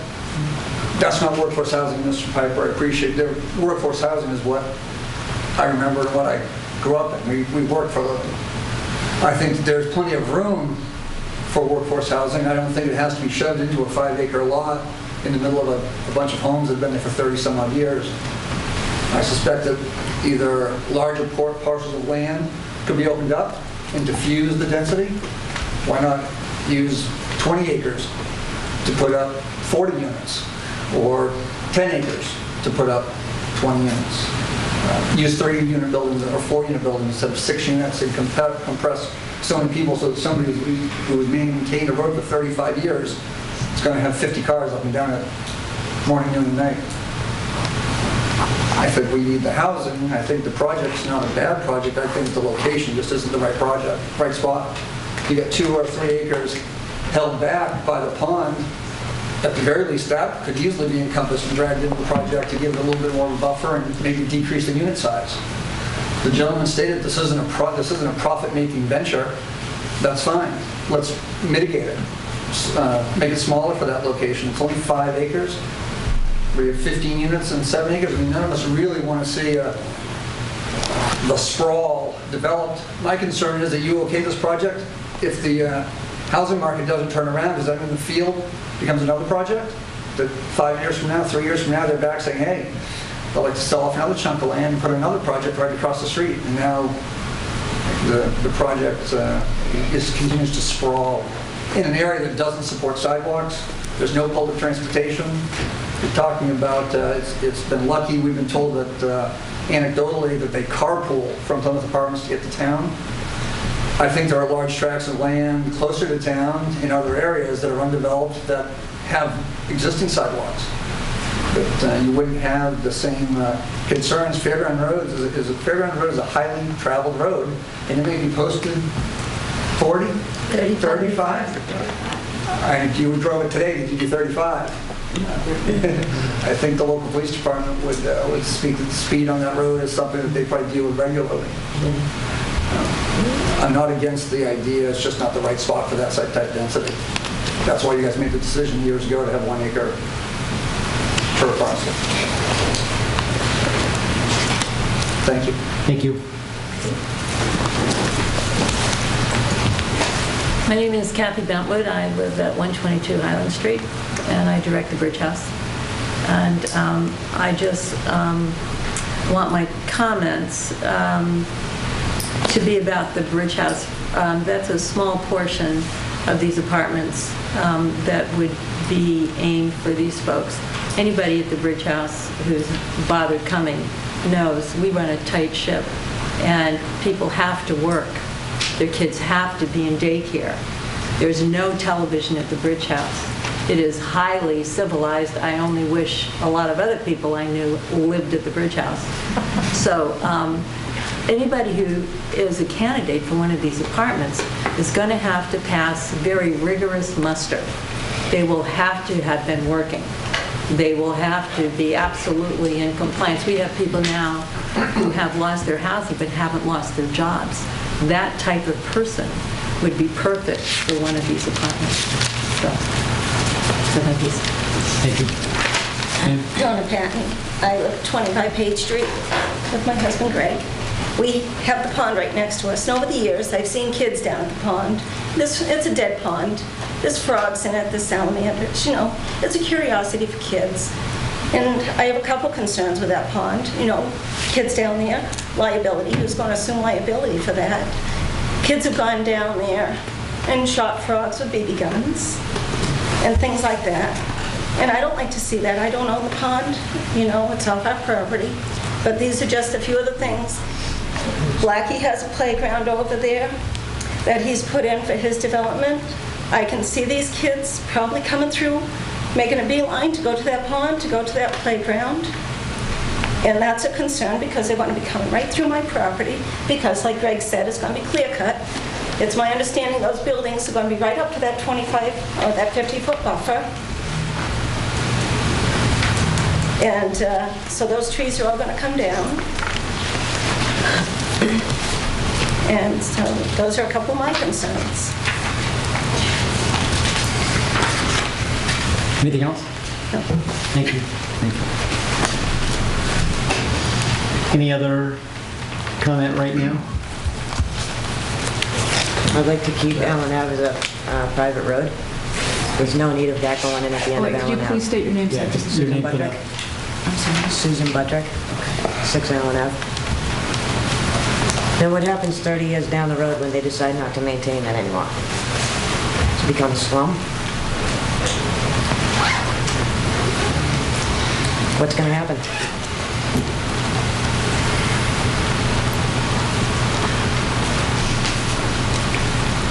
I have one other thing I'd like to say also. I think it's been touched upon about the tax impact, and if an impact study is going to be done on this too. How much is, are they going to pay taxes or any payment in lieu of taxes, and how much the impact to the police department, the fire department, to the school system if you get 15, 20, 25 kids in the school. So an impact study should be done, and if necessary, put it in front of the taxpayers. Thank you. I guess if I may, just a couple of questions, kind of picking up on some of the items raised by members of the public. It sounds like, I forget exactly who said it, that there was maybe a reference at the neighborhood meeting about using that little narrow little nub that goes out to Fairground Road as the access point for the sewer. Could you just highlight that again? This is the little piece right here. Yeah. It could be an access point for the property. Our engineers suggested Allen Avenue as a better course. But the concern there was the properties that are here are, within 8 feet of that roadway, or where that roadway could be, so they're really very, very close. Sight lines coming out on the Fairgrounds Road might be an issue coming out on that spot. Well, I guess, let me clarify. I thought the comment was that that little nub, or whatever you want to call it, would be the access for the sewer. It could be. Okay. Has a decision been made on that or not? No. Okay, so, but right now on Allen Avenue, there is existing sewer. Is that line not large enough to extend and have capacity for these units, or? I don't know the answer to that. Yeah, I mean, it can be served either way. Chances are we'd be required to upgrade the line along with the road. Okay. With the water line, whatever else is out there. Someone made the observation that the town paved the road. Oh, yeah. When was that done? When they put the sewer lines in, it was, I guess, a mistake. They weren't supposed to pave it. And like I said, that was tax dollars money. Here to pay for that pavement. What was it? Was it gravel before that? Yeah, dirt road, gravel road. Was it the town or was it the sewer precinct? Well, I thought they were both good. It wouldn't be the town. If it was done with the sewer, it would be with the sewer. I thought the sewer was part of the town municipality. No, separate entities. Totally separate bodies. I thought it was the town. I thought they were all one and the same. And if he has to upgrade that line, you got to tear that whole road back up. It's really going to be an inconvenience to all of us on that road. There'll be trenches in the road. Where are we going to park? How are we going to get in and out of the road? We got to repave it all over again. It's a total hassle. Yes. A few years ago. Yep. Go ahead. A few years ago, when they put the sewer lines in, I guess there was a gross miscalculation of what that project was going to cost, and us residents had to pay a pretty significant amount of money for the paving of the roads and the repair and the sewer project. We just finished paying for the shortcoming of that project this last year. Which was around $1,200 per residence. I mean, I started going out through there counting up how many people were affected by that new sewer extension. And you've got hundreds and hundreds of homes, times $1,200 a person. That was a pretty significant mess up. So, I mean, so our money went to pay for paving Allen Ave. When you say your money, you're meaning all residents of... Those people that were affected by the sewer extension project. Okay. That had to pay the additional. Was this put on your tax bill? No, it was a... Oh, no, it came from water. Sewer. I mean, we were billed directly. You said hundreds of homes, though. I didn't understand. You start going out and looking at how many homes on all the different outlying streets. Oh, this was all down Fairgrounds Road? All down Fairgrounds. All right. All the way up to the fairgrounds itself, the old fairgrounds. Out to the church, just then. Down to the chainsaw shop. Actually, out to the church. Okay. Yep. So you were charged for that improvement that you didn't really expect you were going to be charged for? Right. Miscalculation on their part. So. They charged us like $75 a quarter. I mean, he was talking, tax dollars, Plymouth tax dollars paid for the paving, and no, that wasn't. That was the residents that live up and down Fairgrounds Road and all the outlying streets. Okay. I see. Just on the question of the road ownership, have you met with the residents of Allen specifically to talk about that issue, or is it, and I guess I ask this with no disrespect, is the issue of road ownership in your mind kind of a non-issue, or is it an open issue that you're going to be looking at? This is the first indication I have that it's an issue. Okay. Based on deeds that I've seen and preliminary title work that we've done, it looks like the Blackies own the road. I'm not aware of any other issue. Okay. Yeah, I mean, I think it's certainly an issue that we would want to look into and get a resolution to, as with the funders. So the issue of ownership of Allen Avenue is something that we will have to take a look at.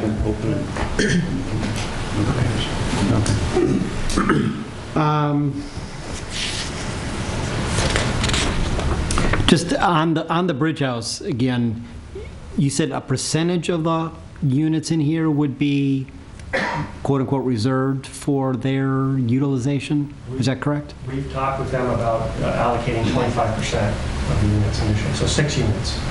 Okay.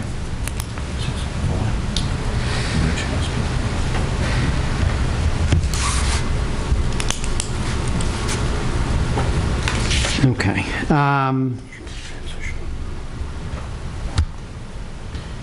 What is the arrangement with taxes? That issue's I'm glad to answer the question. I mean, first I'll give you my technical answer, which is it's not one of the criteria, because this is a use question. Well, I'm consistent. No, but the answer for education is that the property pays taxes based on New Hampshire law. And basically right now there are 2 choices to these properties. One is the assessor assigns a value as the assessor wants to assign, or the property owner can elect into a formula that just went into place in the legislature that goes through and calculates the amount of taxes due on the property. Because there are no sales of these properties, they couldn't establish the value based on sales. So the statute has an income-based approach to determine what the taxes are going to be, but they do pay taxes to the town. So you're just saying it's based either on the assessor's valuation or this formulaic evaluation, which is based on an income approach? Yeah, the law there's a recent law that went in and I can give you the number if you want it. It's RSA 75-1-a, RSA 75-1 small a, And it basically allows the property owner to elect treatment under this income formula based on the income and expenses that are derived. And the legislature did that because, unlike other properties that readily exchange in the market, there's no market for these to be based on a sales approach, so they do go with an income approach. So they're not tax exempt, or, they're not, I heard people putting it in the category of churches, colleges, or hospitals, and it's not that, I gather. And part of the budgetary process that we go through and the New Hampshire Housing goes through is to have a line item for taxes based on the income approach under the statute. Have you seen, give any information about, is this income approach been used yet? Yep. Have you seen it in any of these other projects? Or? Yeah, I mean, it went into effect, I should know the date, a year or so ago, and the initial tax bills under it are just coming out. Mm-hmm. It has a minimum tax of 10% of all the rents that get collected, so that there's always a guarantee of 10% of the income would go towards the town. And then my assumption is, and this is just kind of what I'm seeing, is it's probably 15 to 20% would be the upper end. So it's somewhere between 10 and 20%, or 10 of the gross rent would go towards the town for taxes. And that's an oversimplification, but I think that's what the data looks like. Yeah. Have you guys looked at the runoff thing at all? Yeah. Initially, I mean, we've had our engineers looking at it. They're aware of the issue. This project will have to go through alteration of terrain permitting with the state. Our engineers have indicated to us that based on just this project alone, he doesn't see any problems getting it through based on the impact that this property has. But we've agreed to deal with this offsite issue as it moves through the site. What do you mean by we've agreed to deal with this issue? With the seller. And we're going to help them solve the problem as it moves through the site. I don't understand. I'll explain it. Yep. Or maybe I'll try to explain. Okay. Here on Page Street, we did get a call from one of the property owners about the drainage problem. Mm-hmm. So I went out there with the contracted town engineer, and this pond does leak. It overflows. The story that we heard about the pond is that it was created when I-93 went in, and somehow DOT created this and put that pond there, and then it's seasonal, but sometimes it really does flood over. And it goes over here on Page Street just like it was described, and then there's a swale and it goes back through here. We talked to Mr. Blackie about that, and he said that he has a plan to take care of it when he was going to develop it and do the single-family homes. And at the time that he had the other phase, when he got that high, then he was going to put in a new swale that would take care of this problem. So I think what Jeff Brown's saying is that since Blackie no longer owns this property, it's no longer his problem. The pond's on his property. So you're saying that you're going to take care of that problem that he proposed he was going to solve it. Well, in effect, even as we solve it, it's still an off-site condition because he doesn't own the pond. We don't own the pond or this lot. So there'll be a solution to bring water from the pond approximately in this location, bypassing this spot and bringing the water out and channeling it through our site and engineered with our drainage. And then where's it going to go? Are we doing life jackets? Well, they'll come up with something. So this was, as I said, Blackie owns the pond here. Page Street has individual property owners. And Blackie was talking about taking the water off of Page Street and putting it behind his own development in his own swales. But I think what you're talking about is maybe there'd be some kind of retention system here, a detention, that you guys would take the water or take care of it. I don't have enough of those technical issues kind of answered, so I really...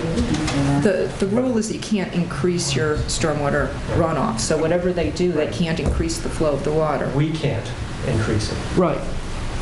Well, it sounds like the water runs right across your lot, too, from what I've heard. So you would want to do something with it, I would think. But Yeah, I know what you're going to do. No, my question would be to the Actually, I board. think he's not going to say that this No, my time. question to the board would be, and I don't know the answer to this, to the extent drainage will enter into your use decision, I guess we would request the opportunity to potentially do some earlier studies on the drainage issue, if that's going to enter into your use decision. We didn't want to jump ahead and spend money on solving the drainage issue if we didn't know we could get the special exception. So, or you could make the special exception conditional on, appropriately addressing. Well, I'm sure it'll come up in the site. It will come up in site plan, so we'll address it. Yeah. They fall under the jurisdiction of the EPA for a stormwater pollution plan. You got to have a permit from the EPA. Yeah, the property also has got a site-specific permit from the state of New Hampshire when you disturb a certain amount of land and the like, so. The problem with the drainage is today's problem is today's problem, okay? But this piece of property is on the extreme downstream side of a huge drainage area here that when Meadowbrook Farms develops out, all that water's coming here, all of it. And when that happens, you got to figure out a way to get that to the Baker River. I mean, it's got to go somewhere, and that is your responsibility. If you're going to increase that much drainage, and correct me if I'm wrong, Neil, but I think they have to do that. And that needs to be addressed sooner than later, because you are on the extreme edge of that. I mean, you're going to, no matter what happens east of you, you're going to get all that water on this property. It's got to go through there. So it's a significant issue. It is a significant issue.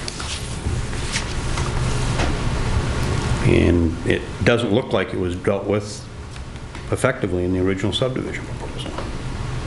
When I asked the question whether it was dealt with for that 24-unit manufactured housing park that's a little bit farther down the road, the Hale property or whatever it was. Hall.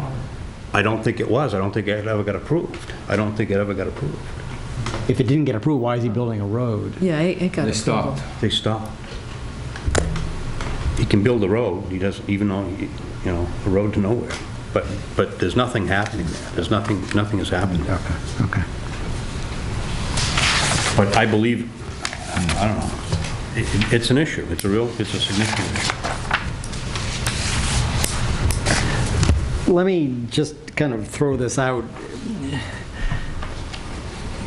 You're a little bit in a chicken and the egg area, and this often happens when you've got sort of a combination of a special exception or a variance or something, let's say from a zoning board, and then you've got the site plan subdivision through the planning board.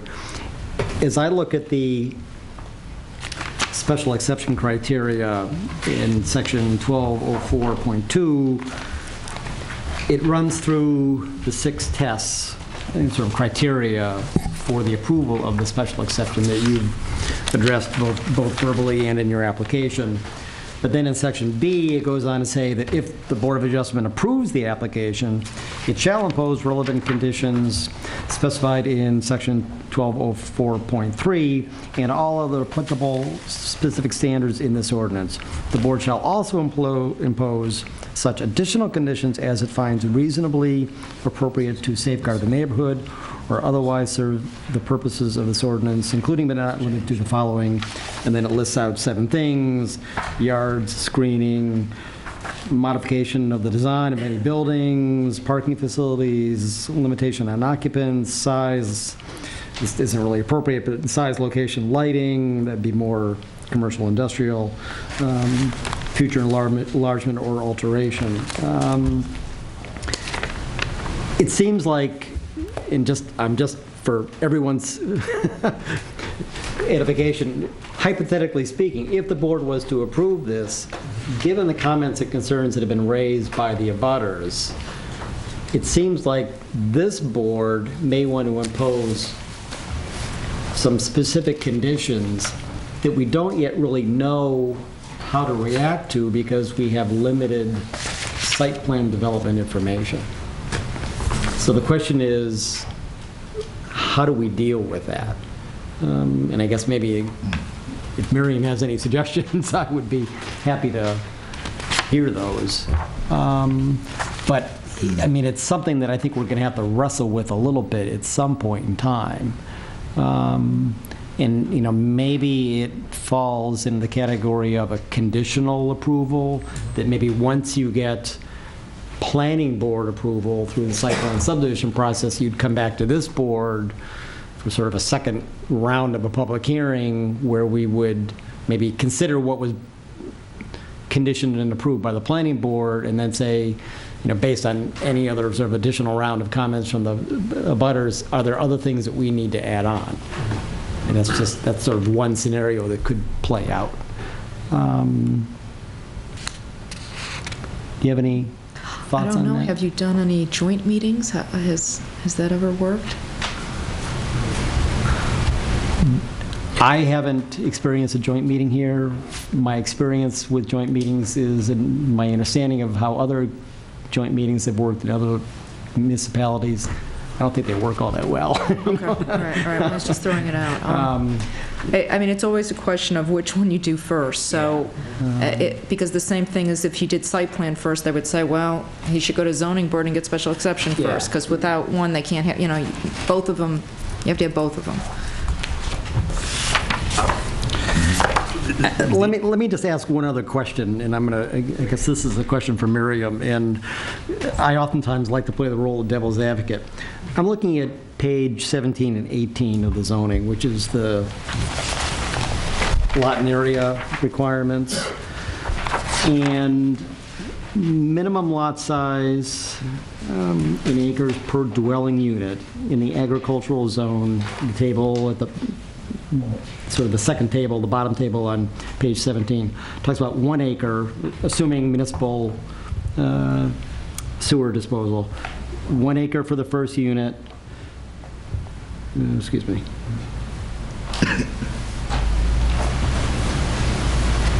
Well, 1 acre per unit. Am I reading that right? I don't know exactly where you're reading. Unless it's clustered, right. Unless it's clustered. Right, I mean, what I was looking at, this minimum lot size for the multi-unit dwelling of 3 to 6 units in square feet. See that table? Yep.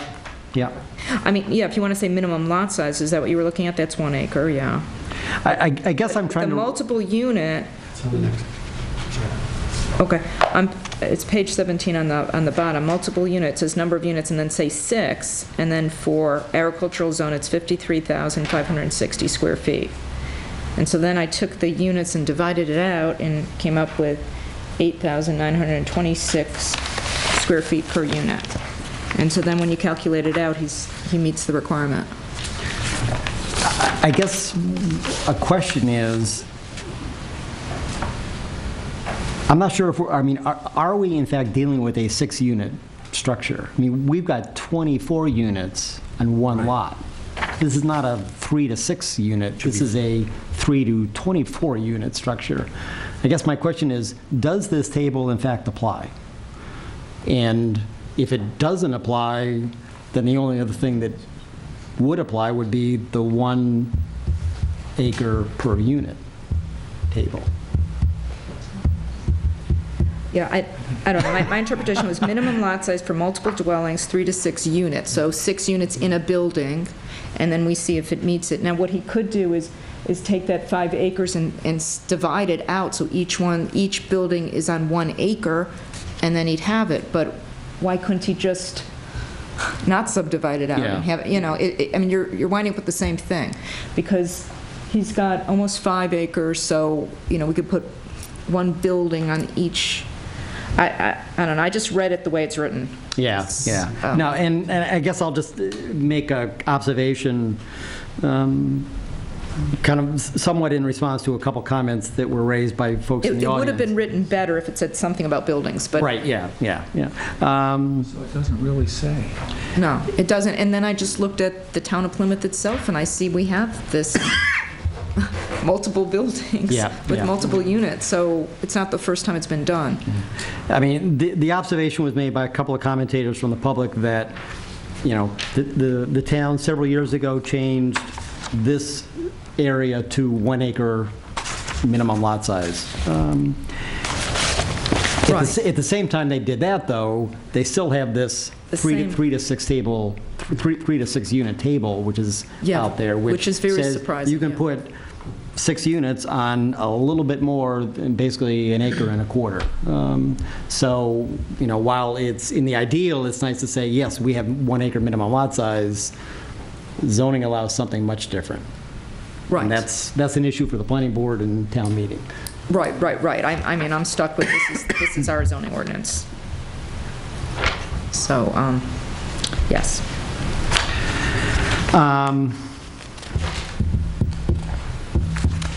We've kind of reached the time when I figured I would ask the question of the board, what's the pleasure of the board here? I mean, I think there's a lot of issues that have been tossed out to all of us here this evening.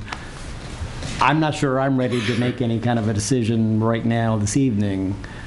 What do people think about? Do we want to keep going, or do we want to sort of continue this to next month? Chew over it a little bit. Well, I would think, maybe I'm wrong, but maybe the applicants would, realizing now that they have a possible legal issue with the road. Yeah. They definitely have a drainage issue. There's no question about that. Yeah.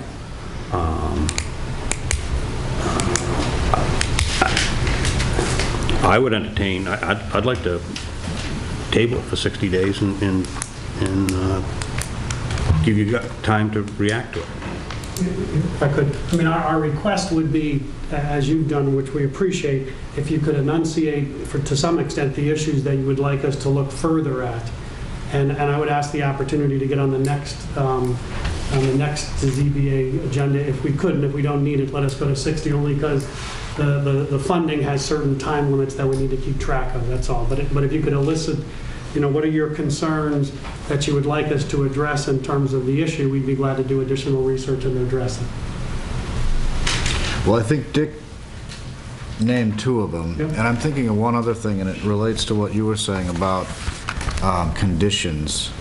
And the thing that really sort of sticks out for me is I think the primary objection here from the abutters is, well, I shouldn't say the primary, but one of the big ones is privacy, noise, that kind of stuff.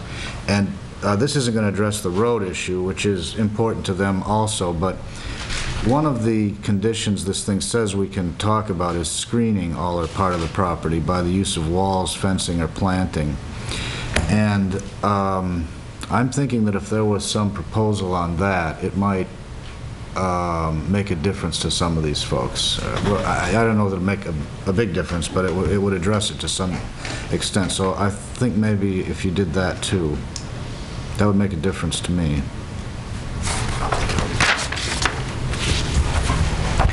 That kind of relates to another issue that again was raised by some of the abutters in the area residents, just sort of the whole privacy issue.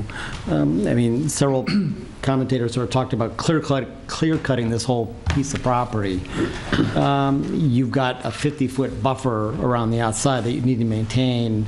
I think maybe one question that you can come back to the board with some additional information on is, right now, what are the characteristics of that existing land?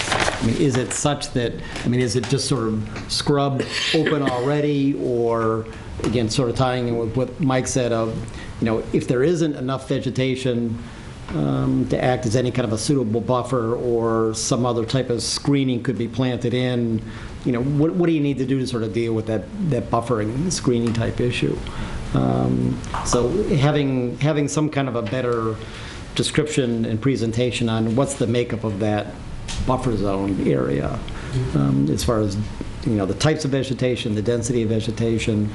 Are there specific areas within that zone that would, need maybe one type of screening or buffering versus, supplemental plantings or something like that?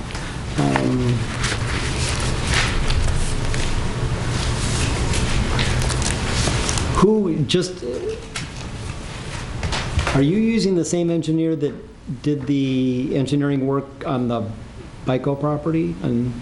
No. No? Okay.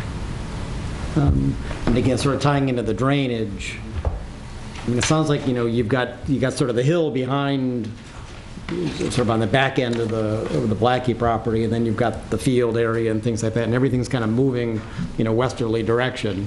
I think one of the things that you could at least report on is, how you're start giving us some more information as to how you're going to deal with the drainage. And again, I think as you said, maybe or maybe not, the drainage was properly handled on the initial subdivision on the Blackie property. I just don't know. I was not on any land use board in the town when that was being permitted, but sort of maybe having some more information as to sort of how that project is going to fit into your project and what it's going to mean for you in relationship to adequately and properly dealing with the drainage characteristics. And that, I think, that drainage affects the fill bricks, doesn't it? Oh, yeah. And probably, is it you primarily? The people on 15 Page Street, too, it runs right down their property. 25 Page Street. And 25. It runs right down to our property. 25. Yeah, the pipe goes all underneath the road, on that side of the road, on Page Street. It dumps into 15 Page Street, and now across our property, across Allen Avenue at the end of the easement. Well, and I don't, it's not up to you to solve the world's problems, but that, if that problem were addressed somewhat thoroughly, that might help these folks out too, if it was going to go ahead, I guess. Yeah, the only other comment I want to make sure I make, because we made this at the neighbor meeting, is that we're not insensitive to the change that this brings to a neighborhood. And that's why, to the extent you have a specific suggestion, and we do plan to meet on site to work on the buffer issue, we would appreciate the comments on, because the more specific the comment that we can respond to, the more specific we can attempt to address it as the technical folks are working on it. So. Maybe it might be helpful if we continue this to the January meeting, which is when? Yeah. Let's see that. It's going to be the first Tuesday in January. And that is January 5th. Okay. January 5th. And they are on the agenda for planning board for, preliminary site plan on December 17th. So they can be addressing a lot of this drainage issue during site plan review and then have some of those answers for January 5th. Okay. Or maybe a lot of the answers, because a lot of them are site plan. Yeah. Certainly how you would handle it is up to you. Sorry. Did you have something more? I cut you off. Oh, I'm sorry. But what was funny about the road was that I think the residents, you originally thought it was your road because you guys were maintaining it. Right. But then when they did the research, they actually found it was Blackie. So that was the discovery, that it was Blackie that owned it. But, they can investigate it further. But that was sort of the new information. Our intention is he abandoned the property all those years ago. Okay. That's us homeowners maintaining. Okay, I understand. Okay. I guess the comment I was going to make is it's up. I'm not requiring you to handle sort of the neighbor issue in a specific way, but if you've got a December 17th meeting with the planning board, you're going to be doing some investigation and research into the whole buffering, the whole road issue. It may be helpful both for you, the residents, and this board if you have maybe a second neighborhood meeting once you kind of develop a little bit more information.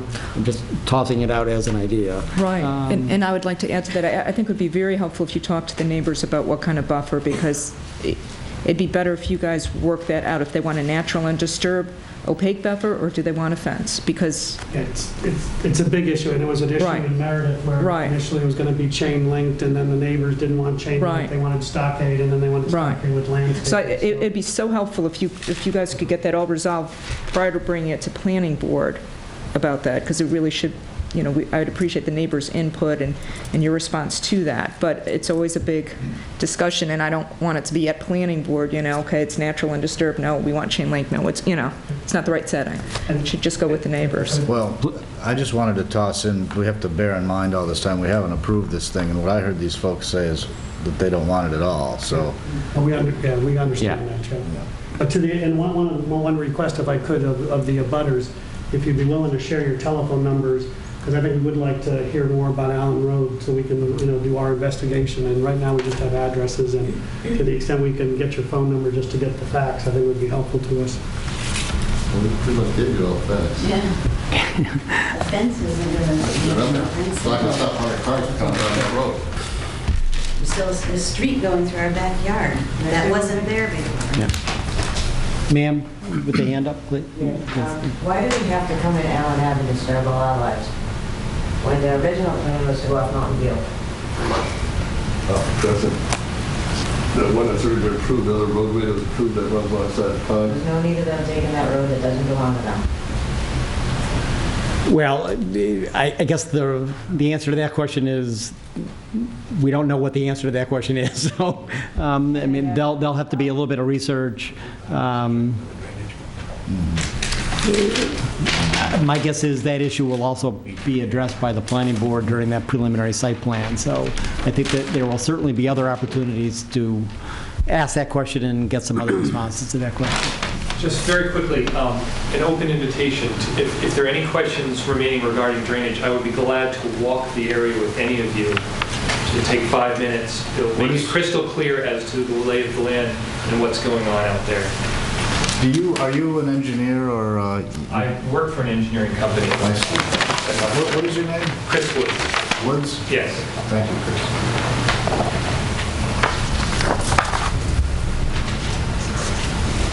Okay.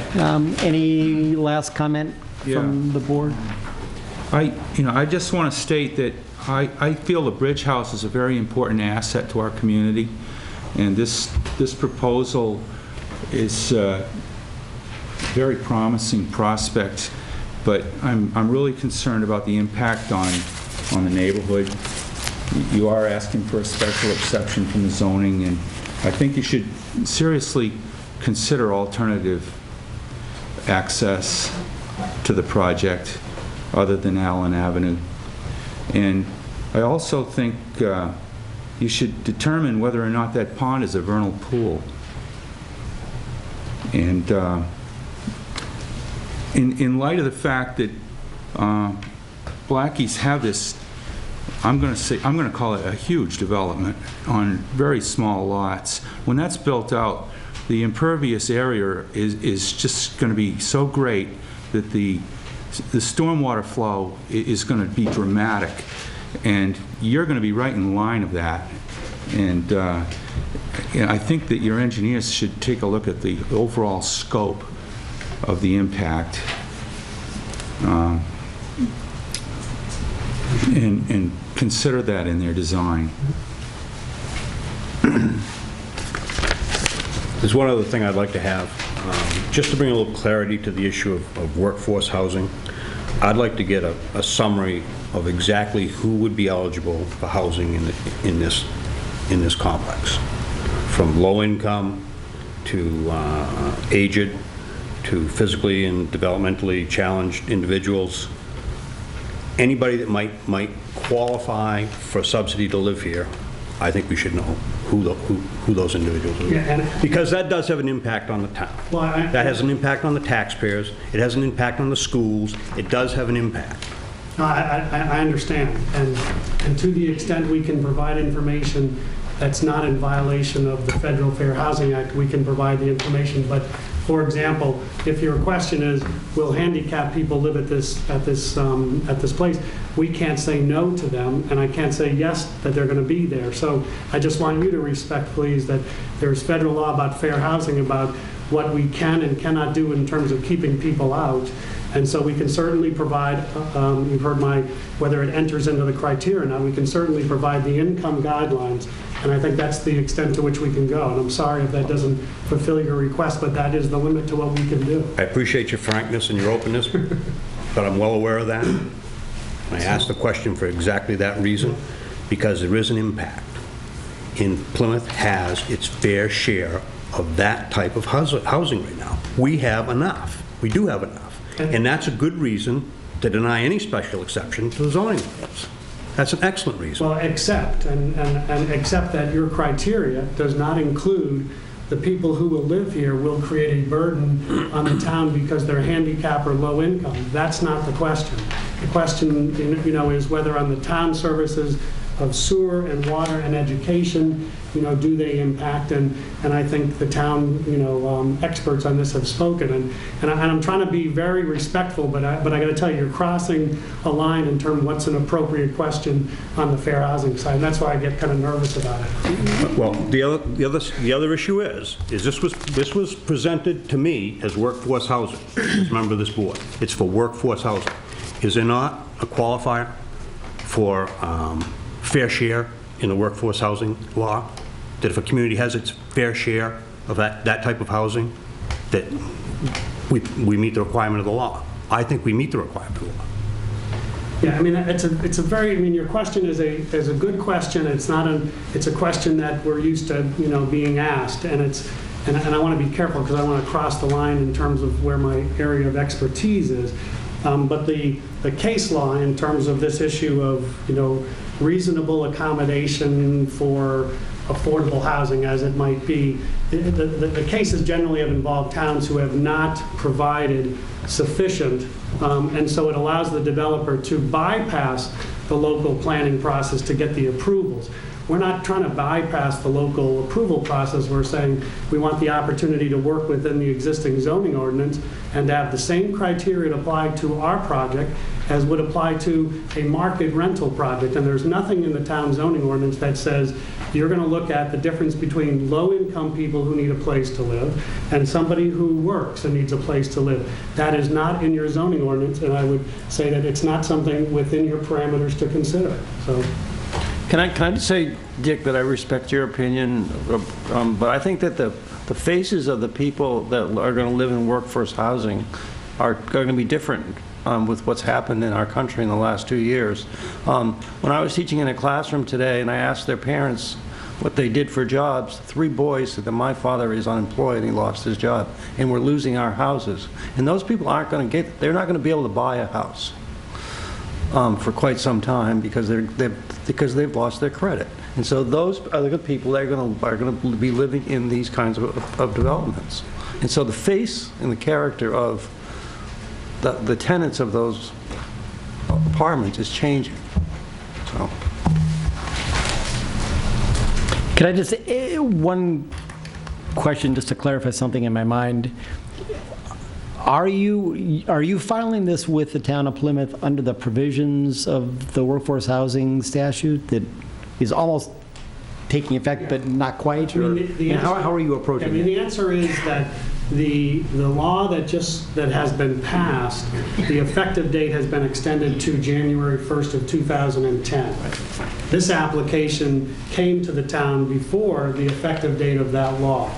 So the question is, right now it does not apply. What applies is the case law that the Supreme Court has decided, not the statute. The statute's much more kind of clear in terms of what applies. Our concern was that if we didn't notify you that we were applying under the workforce housing law, if this extends into January 2010, would we be able to take advantage of the procedural rights that are in that law if we hadn't given you original notice? And I'll give you an example. As a general rule, towns are able to place conditions on approvals regardless of the impact those conditions have on a project. That's kind of the general rule in New Hampshire.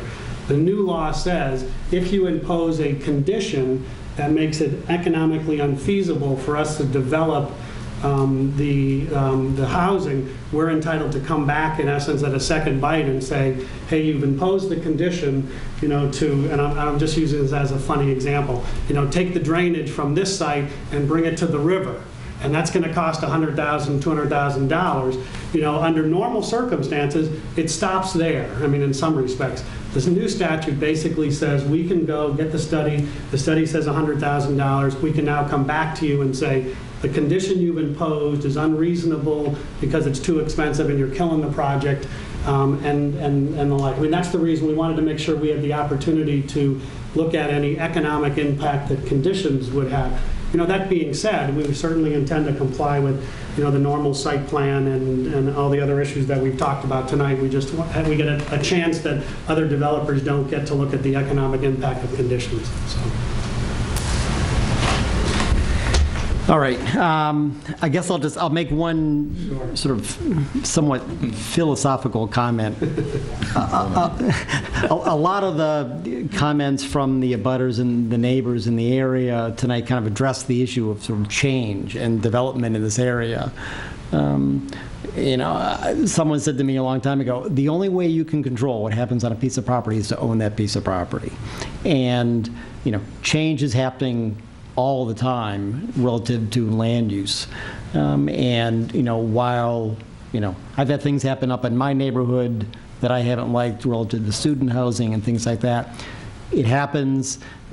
There's sometimes some things we can do about it and sometimes very few things we can do about it. So it's part of the process. And during the neighborhood meeting, you know, one of the things, and I asked the abutters again, I understand that there will be opposition to the project, but we'd ask you, you know, please share your ideas, because if we get the approval, we'd rather have it approved with things that make it better for the neighborhood. Exactly. I think that's something we would like to do, you know, because we stand here as, well, in the shoes of the property owner that also has legal rights under the ordinance and under the law, and we intend to pursue those vigorously. At the same time, to the extent we can accommodate and make changes, this is the time to talk about it, because we can work it into the plans, work it into the budget. If it's strictly opposition and we don't hear the suggestions, and I think you can work both tracks, we won't be able to make this the best project for the neighborhood if we get the approvals. So, okay. Thank you. What we're looking at is continuing this to January 5th, you said? Is that right? January 5th?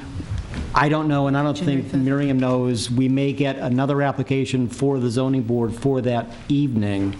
My hope is that what we would probably do is try to get smaller things, more easier things taken care of quickly at the beginning of that meeting. So this may be first, it may be second, depending upon what other applications we get in. Any other comments from the board? Entertain a motion to continue this to January 5th. So move. Is there a second? Second. Any other discussion? All in favor? Aye. Thank you. Thank you all.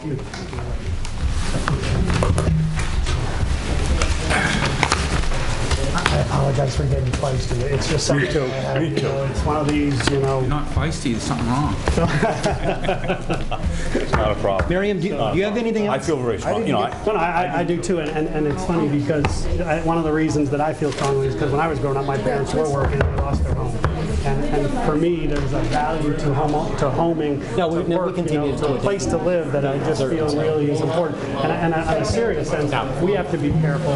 You know, if we say, oh, there's going to be this many special needs, I'm telling you, we violated the Fair Housing Act, and then people will sue us, and then we open our. Yes, I don't think we have anything else. Miriam, did you have anything else for the board? Anything else for the board? And your question about the fair share thing is a really tricky one. Is there anything else on the agenda? went to the state. We have documentation in this hall. But what's interesting about it is it doesn't, because of the property. Can I just interrupt 1 second? Can I have a motion to adjourn? Oh, sorry. So moved. Second, all in favor? Aye. No, what's interesting is just because somebody has done their fair share doesn't mean that we as property owners get held to a different standard. I mean, it's a very hard thing, you know. We're trying to do affordable housing.